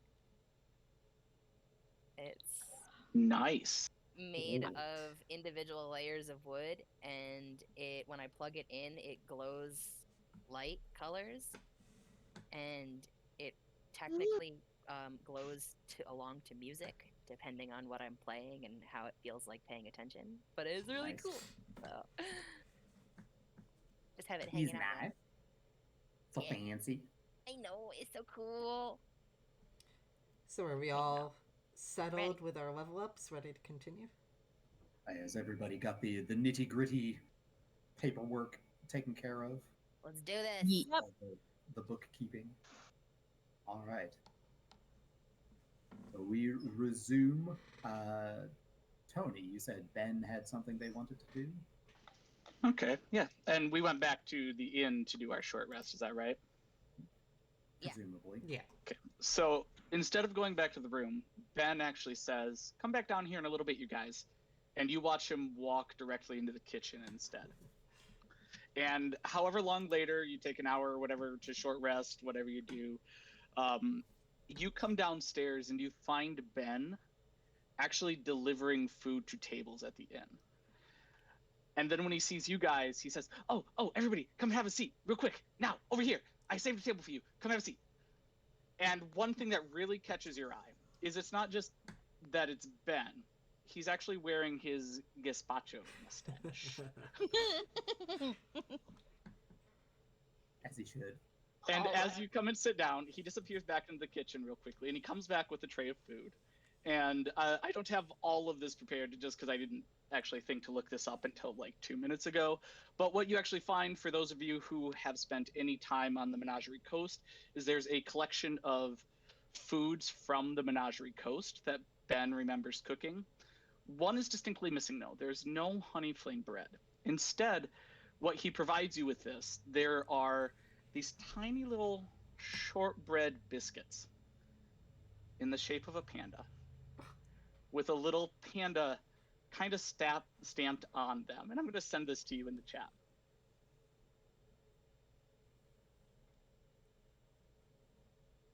So these are going to be the little treats that Ben makes for you. Oh my god. And he starts to describe them. He's like, I almost forgot all about these. I remembered one day, these are these delicious little treats my mother used to make for me. And I woke up and I had this inspiration and I just wanted to start cooking for myself. And it's been going so well. So he lays out this food for each of you, this beautiful spread of food that he's been working with everybody in the kitchen to make.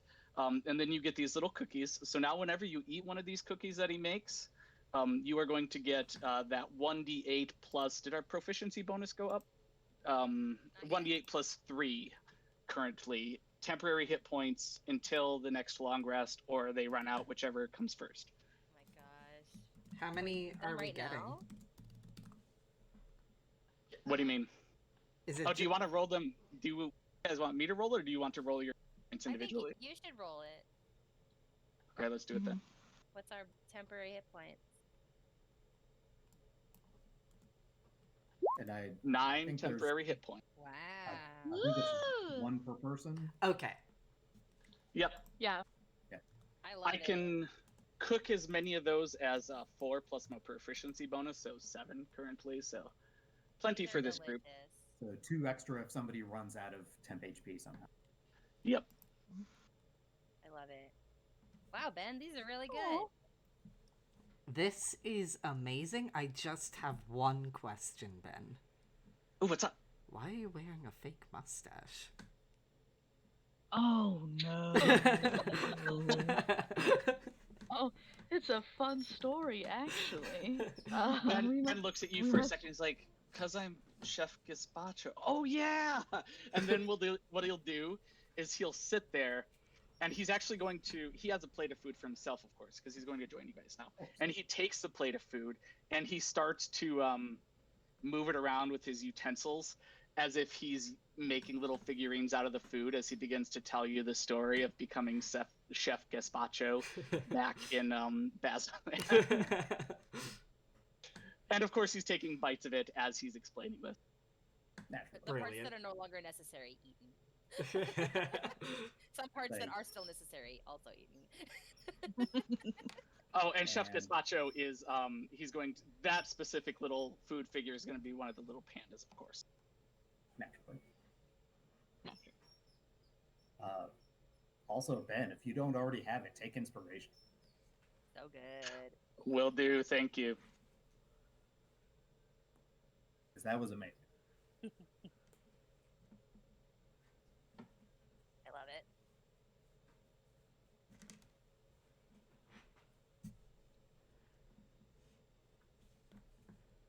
Yes, primo action description.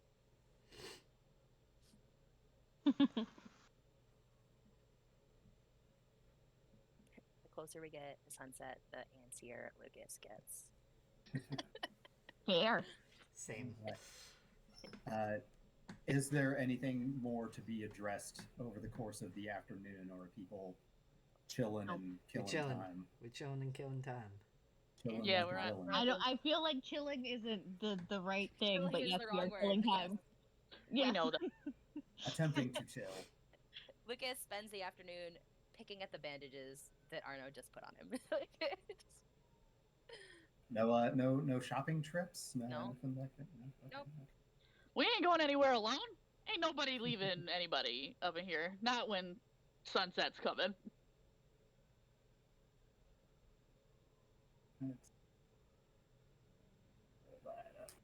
All right. How early do you want to set out for the crossings of Eventide?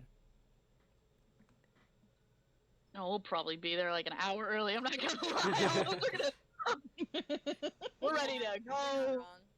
We haven't been there. Check the place out. See where it is. Like, let's go. Like... Hey, one quick question, though, Stars. Yes. And I'll take whatever your ruling is on this, but would Ben be able to get the benefits of a short rest from that, or would you consider him spending time cooking, not giving him a short rest? I mean, technically you have like 4 or 5 hours to work with, so yes, at some point Ben gets a short rest as well. Okay, cool. I didn't want to actually click that button unless I knew for sure. And yes to the question.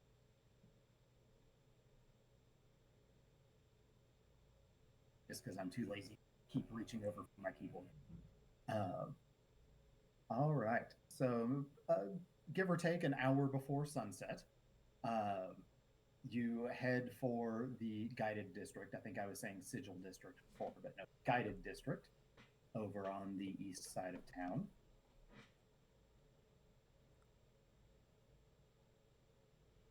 Let's see.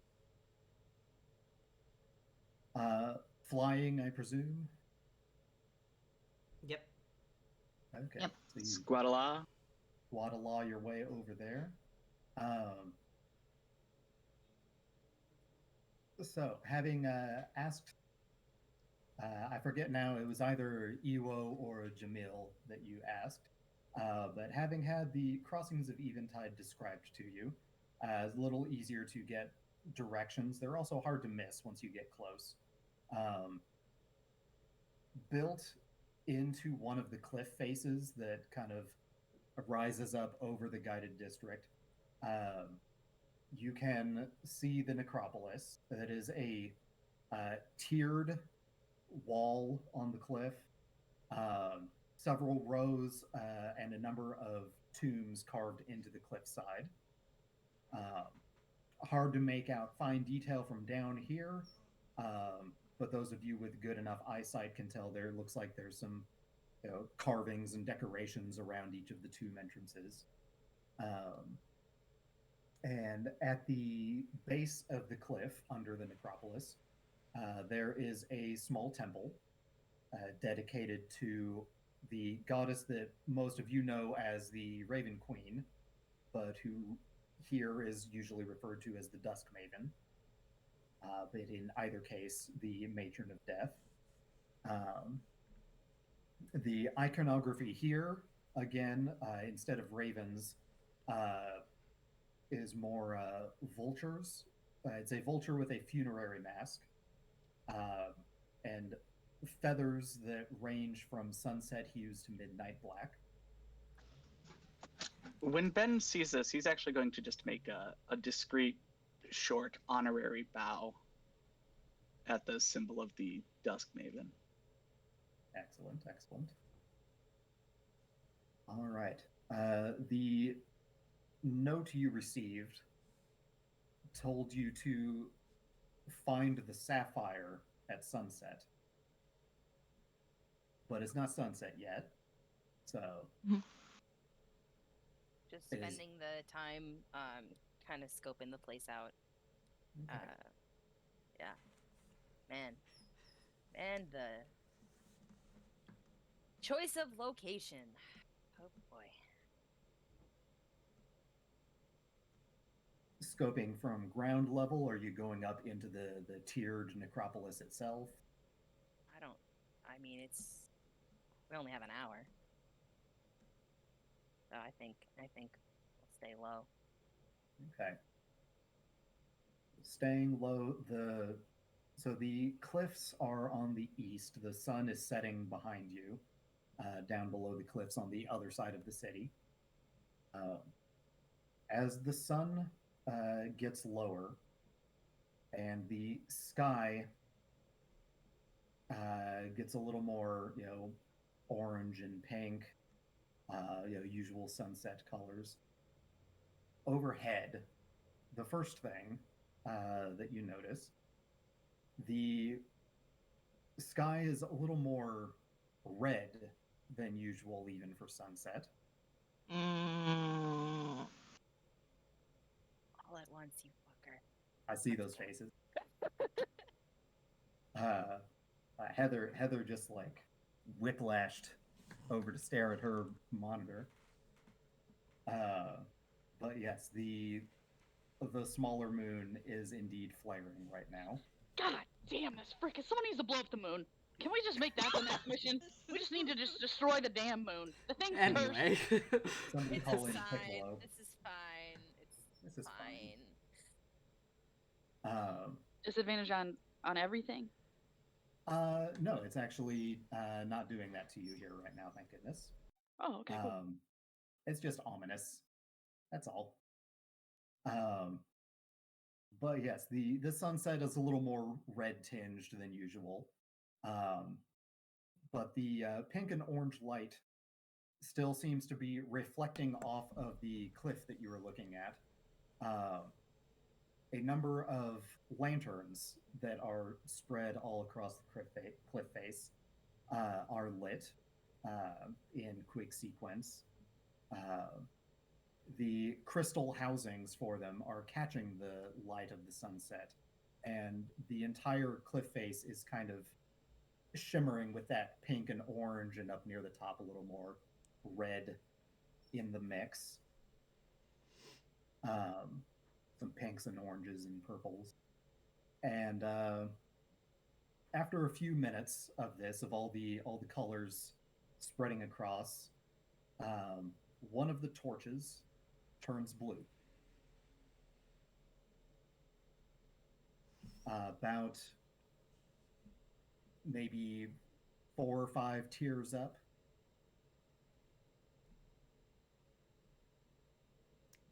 Lucas starts walking. Yeah, let's go towards that blue torch. Yep. Can Arno check for traps? As he goes. You can go. Go ahead. I hated it so much. All right, so Arno, I presume, is keeping a very close eye out for any kind of traps or anything like of this sort. Yeah, any ambushes, he's just on heightened alert. Can we just, I'm putting it out there, he is on heightened alert. Thorn is not. Right. Thorn is going straight ahead. All right. Behind the small temple to the Dusk Maven, there is kind of a switchback staircase that leads you up to whichever tier you need to get to. Easy enough to keep an eye as well on where that blue flame is. So you head up. It's about 50 feet up to get to the tier that has the blue flame. Arno detects nothing. No traps go off. There's no rocks fall and everyone dies. Once you get up to the level, I presume Lucas would be in the lead. Just a clear path. You walk past a number of openings that lead into tombs. Just small doorways, a lot of carvings with either iconography of the goddess of death. A couple of them look like maybe they have depictions of something this person might have been known for, who could say. But you get to the torch, lit blue in its little crystal housing. You see nothing at first. But one tier above where you are, maybe 10 or 12 feet above you, a figure clad in a gray cloak comes into view, looking down from above, making themselves known. Do I recognize this figure? I don't know. Does he recognize this figure? Certainly hope so. Checking.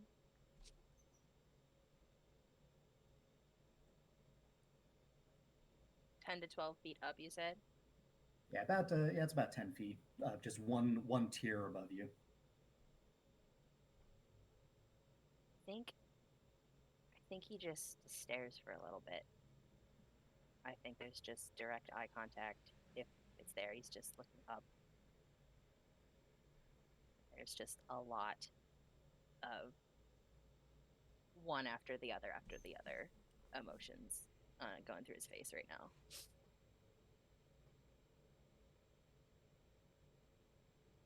She kind of gets to the edge of the tier that she's at, and she's just looking down at him for a bit, and then she pulls the hood back, and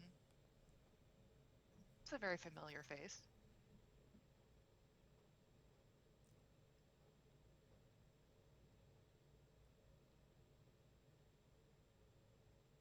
Hey.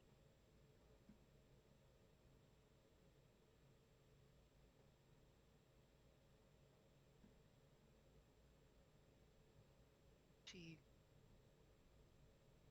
smirks ever so slightly at that greeting. Is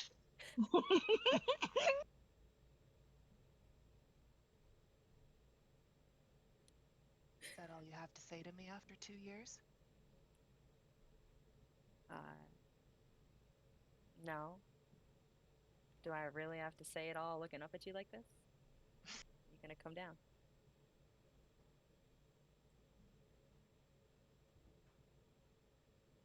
She kind of So is Lucas standing in front of everyone else, or is everybody kind of like in a line?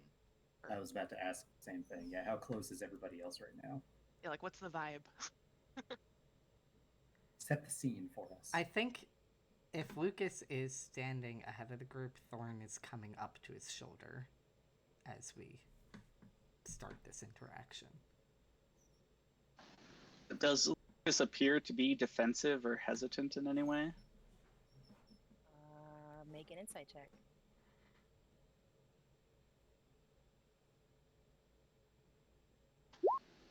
That's a natural 1. So Ben don't know. He's a twitchy boy by comparison. He's very still right now.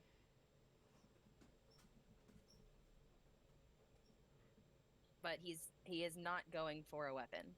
His hands are nowhere near any of his weapons. I was going to have Ben kind of mimic your stance based on that insight check, but Ben will just be his normal aloof self.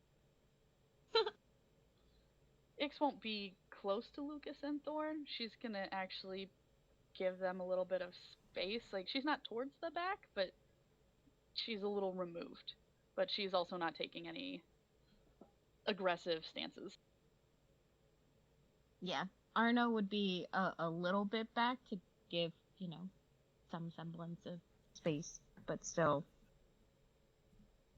easily within range in case something goes down. But we have 2 ranged fighters. They're standing a little ways back. Issa will remember this. So yeah, she kind of scans the group, just sort of. I think Lucas would probably recognize it's a very almost like a knee-jerk scanning of the situation, assessing what she's got to deal with. Is the height that she's at, is it high enough that she could hop down, or would she need assistance to get down without hurting herself? She's skilled enough. She would be able to drop 10 feet. All right. Dropping 10 feet on purpose is not. Okay. Then yeah, she'll do that. How does she come down? Hmm? How does she come down? She kind of just hops. Yeah, I'm not gonna say 3-point landing because it's not that high, but she just sort of gracefully jumps down. I mean, Lucas has seen her do this sort of thing before. It's not surprising at all. No, it's just great. He's not surprised by this move. She doesn't approach all the way, but she does, walk a little closer. She still keeps a bit of a distance, maybe 10 feet. And as she gets closer, everybody would probably get a better look at her. So she, young woman, sort of mid-20s, on slightly taller side of average, about 5'7". She has dark brown hair, currently pulled back, and very, very deep blue eyes. And this is probably only going to come as a surprise to Thorn, but she's human.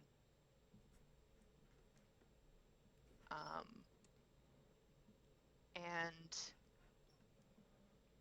maybe because he's gotten so used to thinking of her as part elven, even though she's no longer got the pointed ears, it's still kind of hard to unsee that there's something in her face that feels a little bit elvish.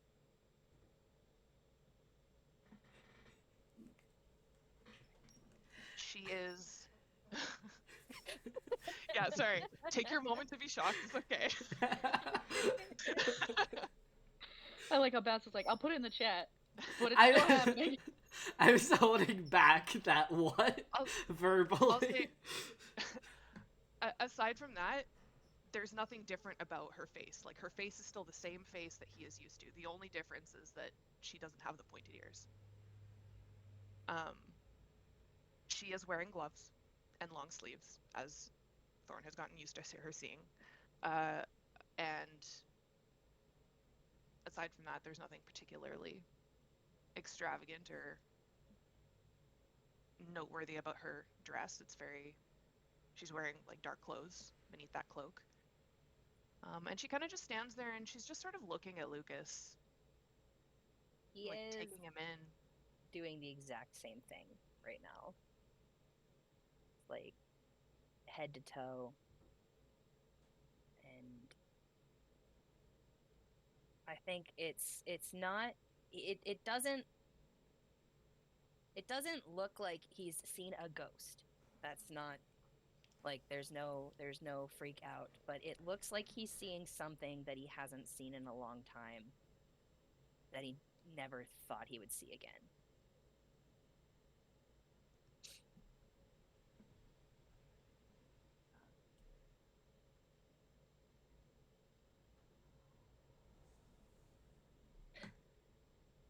Lucas, why are you like this?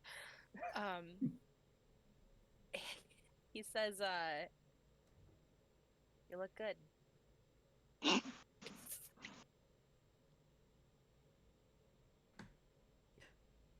Thorn eyes, Lucas.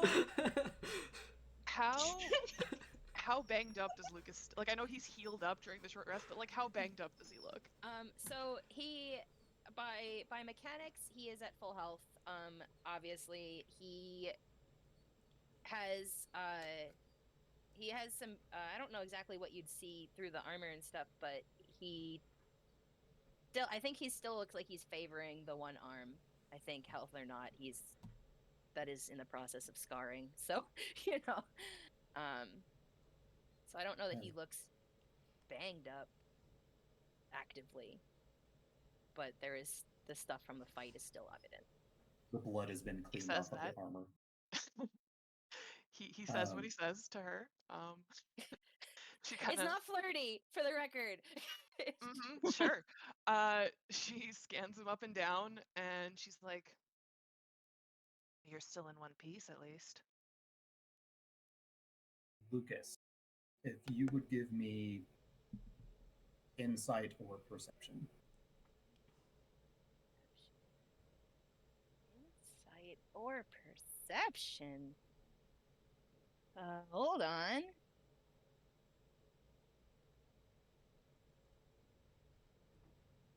I hate it. I hate it. They're the same, so that's a 6. Okay. No! Carry on. Don't you have inspiration or something? That Anything? was with the inspiration. No, never. Oh. Never mind. Carry on. As Fine. you were. I'm in a moment right now. It's cool. It's okay. I don't even know what's happening. I don't know, but I'm a little nervous now. Thanks. I wasn't already in a moment. She says you're in one piece, and he kind of chuckles a little bit at that, and I think it's like an instinctual kind of reaction there. And he's like, "Yeah, it tried real hard, actually, but yeah."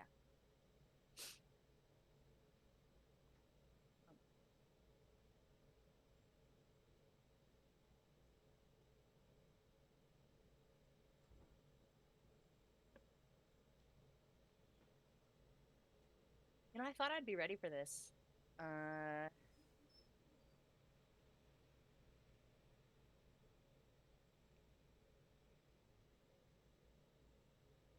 There's a lot to say.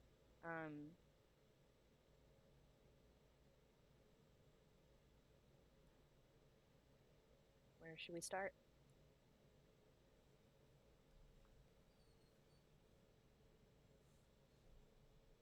To be honest, I don't know. I'm not going to pretend that I haven't played this moment over in my mind 100 times, and funnily enough, it's not going at all how I thought it would. Which is probably a good thing for you. Ix is gonna tense at that comment. I wouldn't blame you if it went differently. It could still. I mean, I'm not exactly known for keeping my foot out of my mouth, so there's time.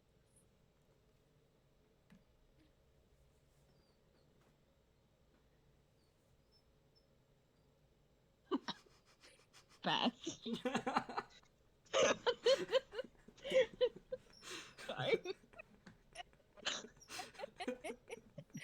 Listen, himself all he wants. That was something I again had to hold back from saying as Thorn. Like... I mean, you could. There is nothing saying you couldn't. I'm trying not to step all over your moment. So You can do this. This moment is gonna take forever in my brain. It's cool. You're having a moment too. It's cool. I will say, for what it's worth, aside from that initial scan across the entire group, Issa has been very focused on Lucas, and it's almost like she's deliberately not looking at anybody else currently. Ouch. I was about to say, I'm like, Thorn over here, like, Well, you can insight check if you want to. I will insight check that. Ugh. Sadly, Thorn is not as great as insight checking as Dagger is. I'll message you a result. Okay.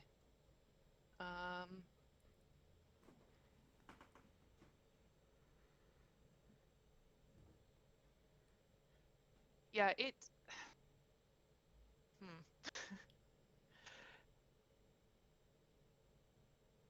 All I'll say is you don't get the sense that the avoidance is a snub. Okay. But as to the exact reason for why she's avoiding, you can't quite read it. Okay. I have my suspicions, so...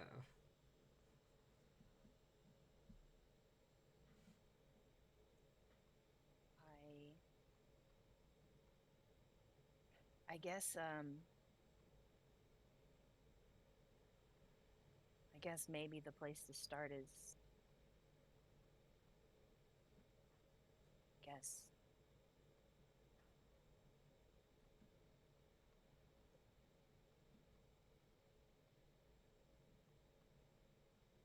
Lucas is going to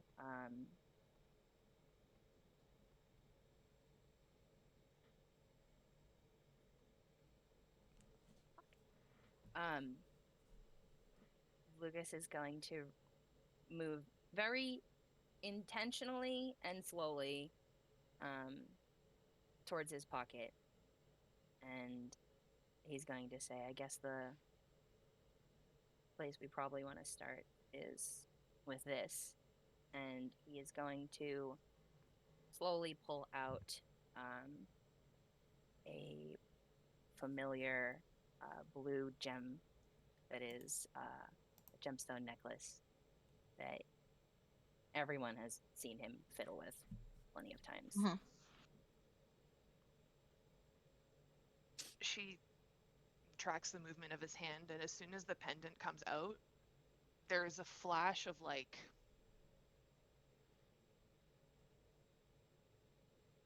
as she looks at it, there's a flash of something that's like bordering on fury before she tamps it down. It's almost like reflexive. It's like she has like a visceral response to it, and then she like forces herself to tamp it down.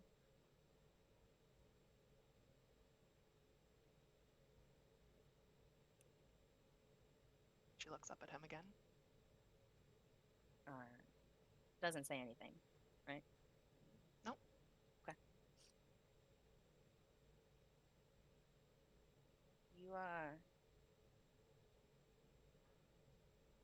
Do you remember the mission with Rotfield? Can I assume she remembers? Yeah, we've talked about it before. She kind of just raises a brow but nods. It was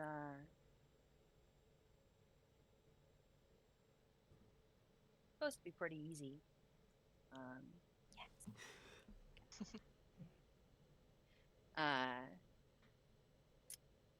But turns out rather than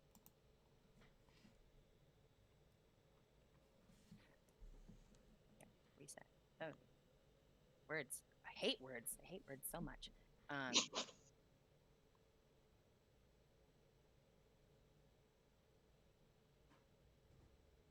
Turns out the bastard was sick. And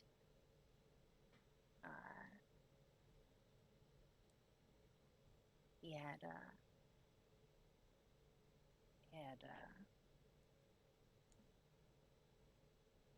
he thought it'd be funny to infect me before he died.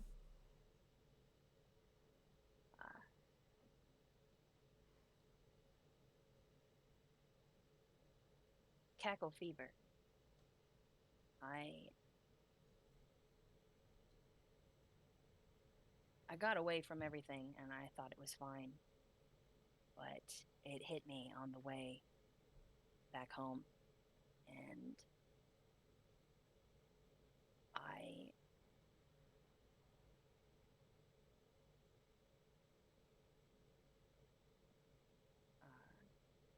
spent 3 days delirious out of my fucking mind. And I didn't think I was going to make it home from that. I assumed I was going to die out in that fucking forest on the side of the road. And I didn't. Someone found me. It was, I don't know what they were doing there. I don't know why they decided to stop. I could barely see who it was. All I remember is suddenly being able to breathe again. And he holds up the necklace, and this was around my neck when I came back to consciousness.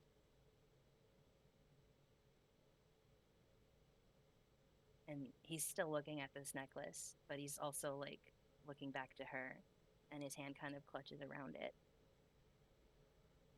This was, I'm pretty sure, the only thing keeping me alive for a while. That's why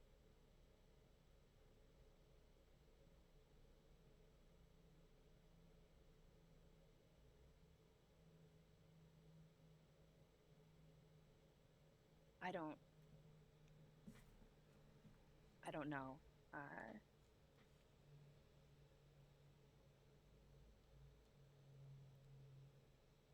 I'm sorry I didn't tell you.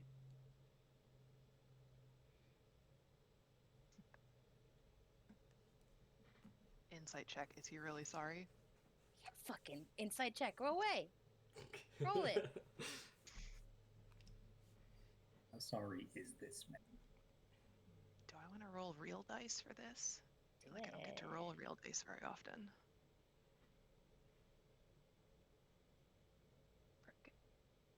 18.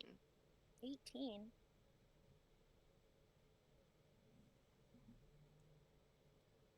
$20. Persuasion. Is he sorry?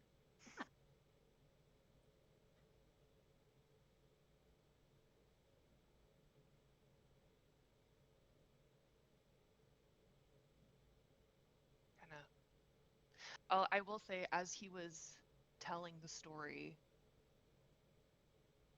he would probably be able to tell that she was getting like tense as he's telling the story. Why? He maybe doesn't know, but something about it prompted a reaction from her. But he explains this, and she kind of assesses his response, and she glances down at the pendant again, and then she says, "So that's why you wouldn't take it off?" No. I couldn't. I was I was afraid.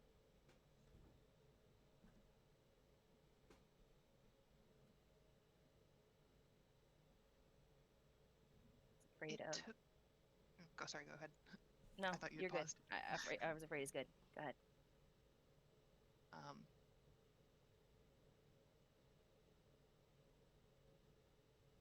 It took you 5 minutes to explain this to me. Why wasn't I worth that 2 years ago?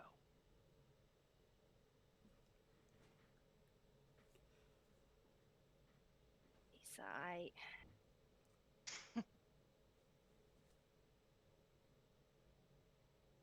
all of those things you said back then were right.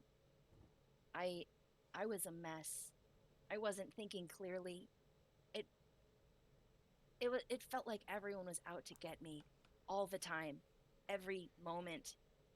I thought if I told you, I thought if I told anyone, I was convinced I would be killed. I never imagined that you were there for anything other than to complete your mission. I wasn't right in my head. And it was so easy when you attacked, when you came at me with a knife to my throat. It was so easy to believe that my paranoia was right. It was so easy to believe you were just trying to get me to lower my guard so you could take me out. I know now that might not be the case, but back then it was consuming. It was all I could think. Lucas, we knew each other for almost 20 years. In all that time, had I ever done anything to hurt you?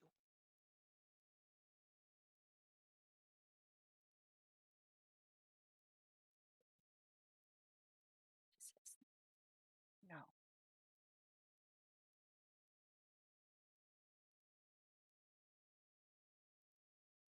My mission was exactly what I told you.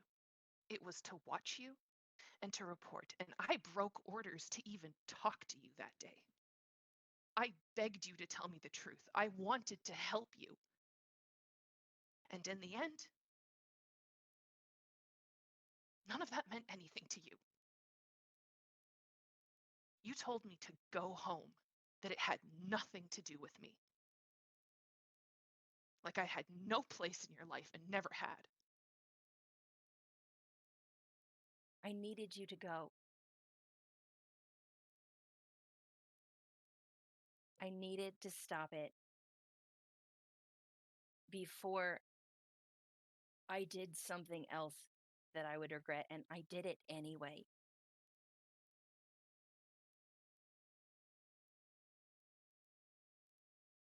I thought telling you to go would keep that from happening. It didn't.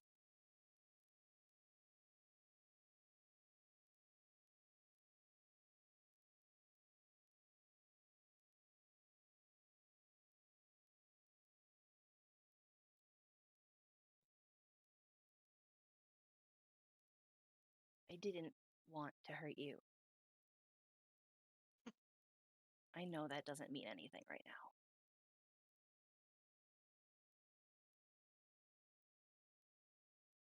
I didn't.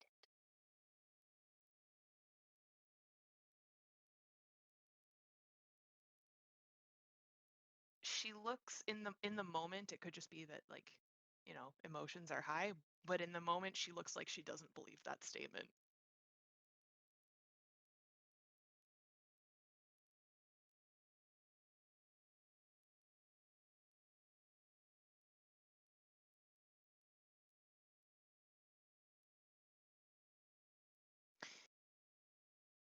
Tell me something, Lucas.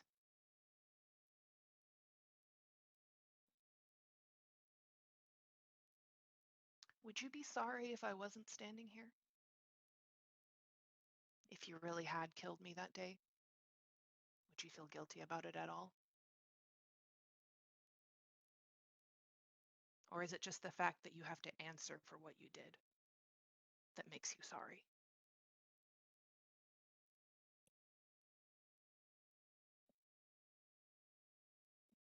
I spent almost 2 years running from that moment, blocking it out because I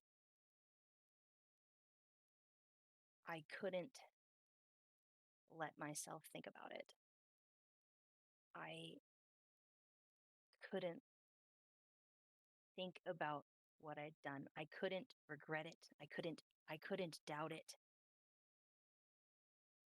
The thought that I did what I had to do was probably the only thing holding me together these past 2 years.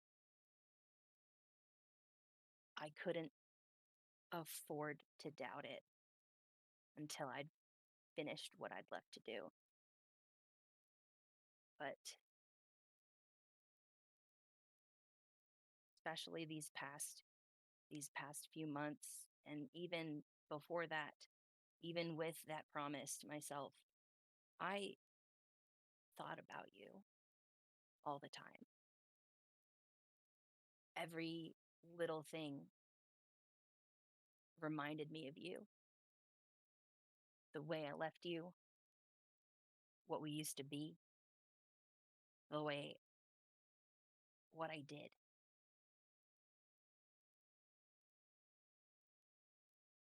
All the things that I wanted to say but couldn't. And I did finally start to feel that guilt.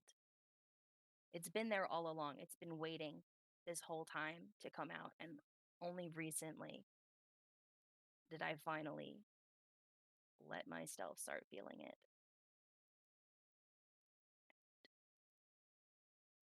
So, yes, I would still feel guilty.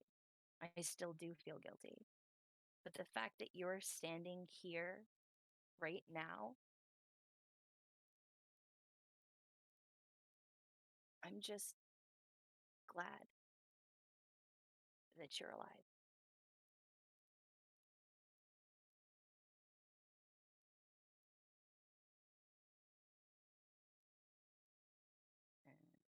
And I think that there are uh,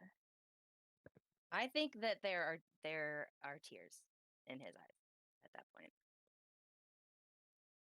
Not like streaming tears, but like they're there. I hate to ask this, but insight check. Insight. Ah! I mean, it Do makes it. sense. It makes sense. I'm just Do like, it. ow. That boy does have a high performance bonus. Yeah, They're I mean, valid. listen, They're valid. she's got her reasons. Insight That's check. absolutely valid. No, that's all fair. It's all fair. Yeah, It's still That's a hurt. 21. God, That's imagine if 21. it was a performance. It'd be Oh my fucked God. up. Then he would deserve to get caught. Like, let's be fair.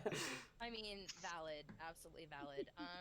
I'm going to use my portent roll on this, by the way. I think that this is a good moment for that 15. Because I think that's the last, I think that was what it was in the morning. So 23 persuasion again. He means what he's saying, whether or not she believes it. I think that she would notice that the words were hard to come, but genuine. And Lucas, for all that he is persuasive and deceptive and easily able to put on a mask, she would know that pretty much never does that mask include the concept of tears.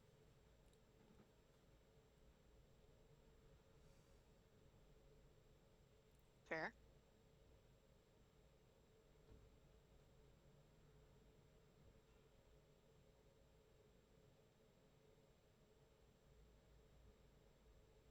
She takes this all in.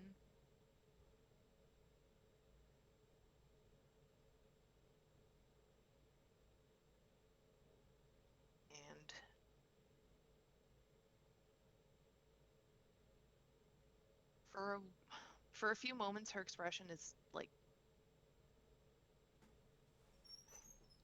pretty neutral and she's kind of just staring him down, but then eventually it's not quite that something breaks, but like she sort of just like exhales sharply and sort of just like looks away and pinches the bridge of her nose, and it's like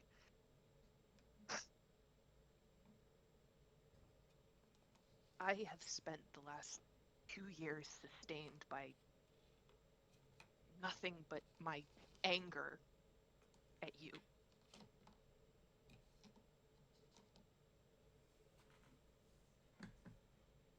And I don't know if I can let it go that easily.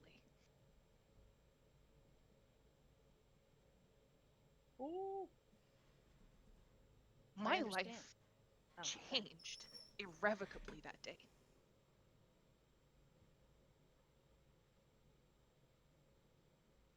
And I can tell you that I have never felt more alone than I did in that moment when you walked away from me. Thorn might speak up at this point. And he's gonna say, you have a right to your anger, but you don't have to be alone anymore.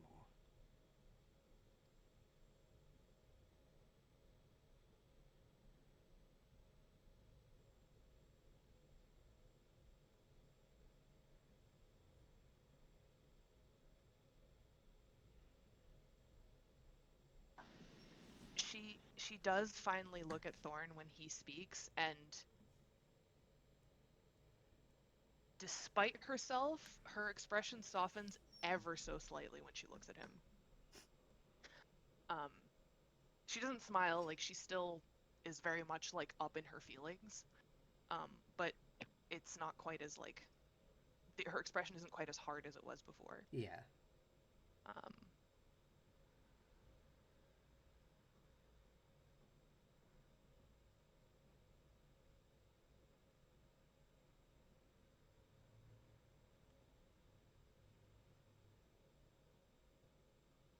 I'm not expecting you to forgive me.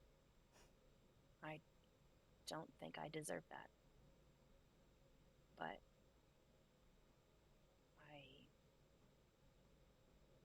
I just want to, whatever else I have to say, whatever else I need to give you, I just want to make sure that you have a chance to do something else with your life that's not stuck in a dark place because of me.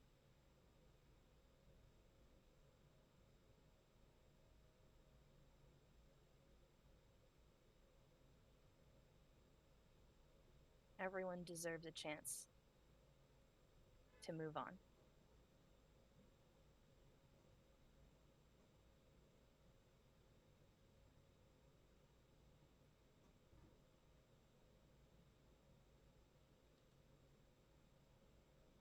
Some things are very hard to forget, Lucas. No.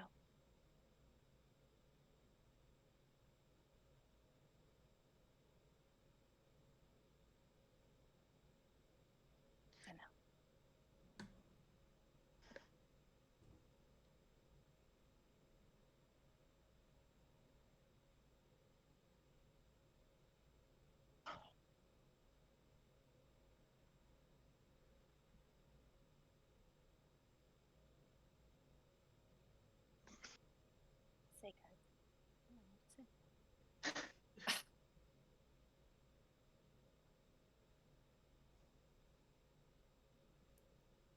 I don't think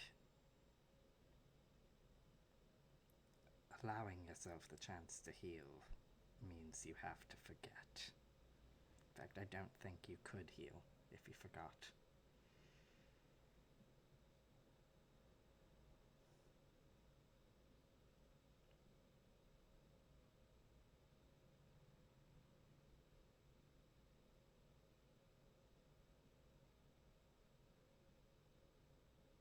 Do you want a chance to move on? What does moving on even look like for someone like me?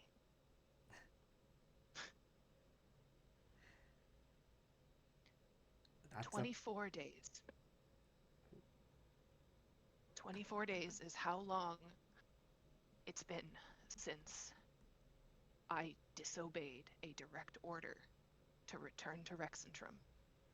Not only that, I lied. I told them I was on my way back. I had no intention of going back right then. I was too furious about the fact that Lucas had escaped again. I don't know if some stupid, naive part of me thought that I was going to be able to return after whatever happened here, or if at that point I'd already given up on the fact that I would ever be welcome back, because I am, well, no, I'm not running out of time. I've run out of time. There's no way I'm going to make it back to the Order now in time to explain why I've been gone as long as I have. They'll be expecting me within a week, give or take. Obviously, I'm not going to be there.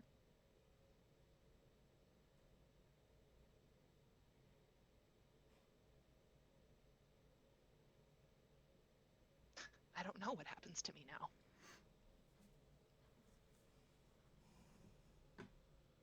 Lucas, Yeah.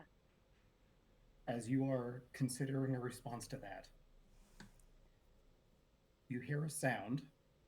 Sorry, I've been listening for so long, my throat forgot how to talk. You hear a sound from,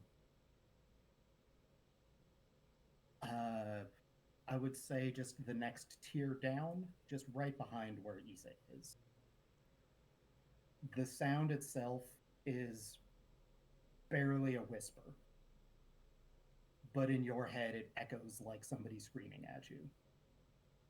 You just hear you hear a surprised gasp of somebody just muttering, "Scourgers." Do I see anyone? From your vantage, you can see the top of somebody's hood just as sorry for taking over for just a second. Oh, please do it. As Issa turns on reflex, holds out a hand, and yes, Heather, I see you making a surprised face. Issa looks like she's about to cast a spell. Where is she casting the spell? At that person? She is focused on the source of the whisper. Ix will allow it. Very well then. Wanted to give you the opportunity. Thank you. 3 streaks of blue fire come from her fingertips and just converge on this figure, who lights up into a pillar of flame, yelling in surprise.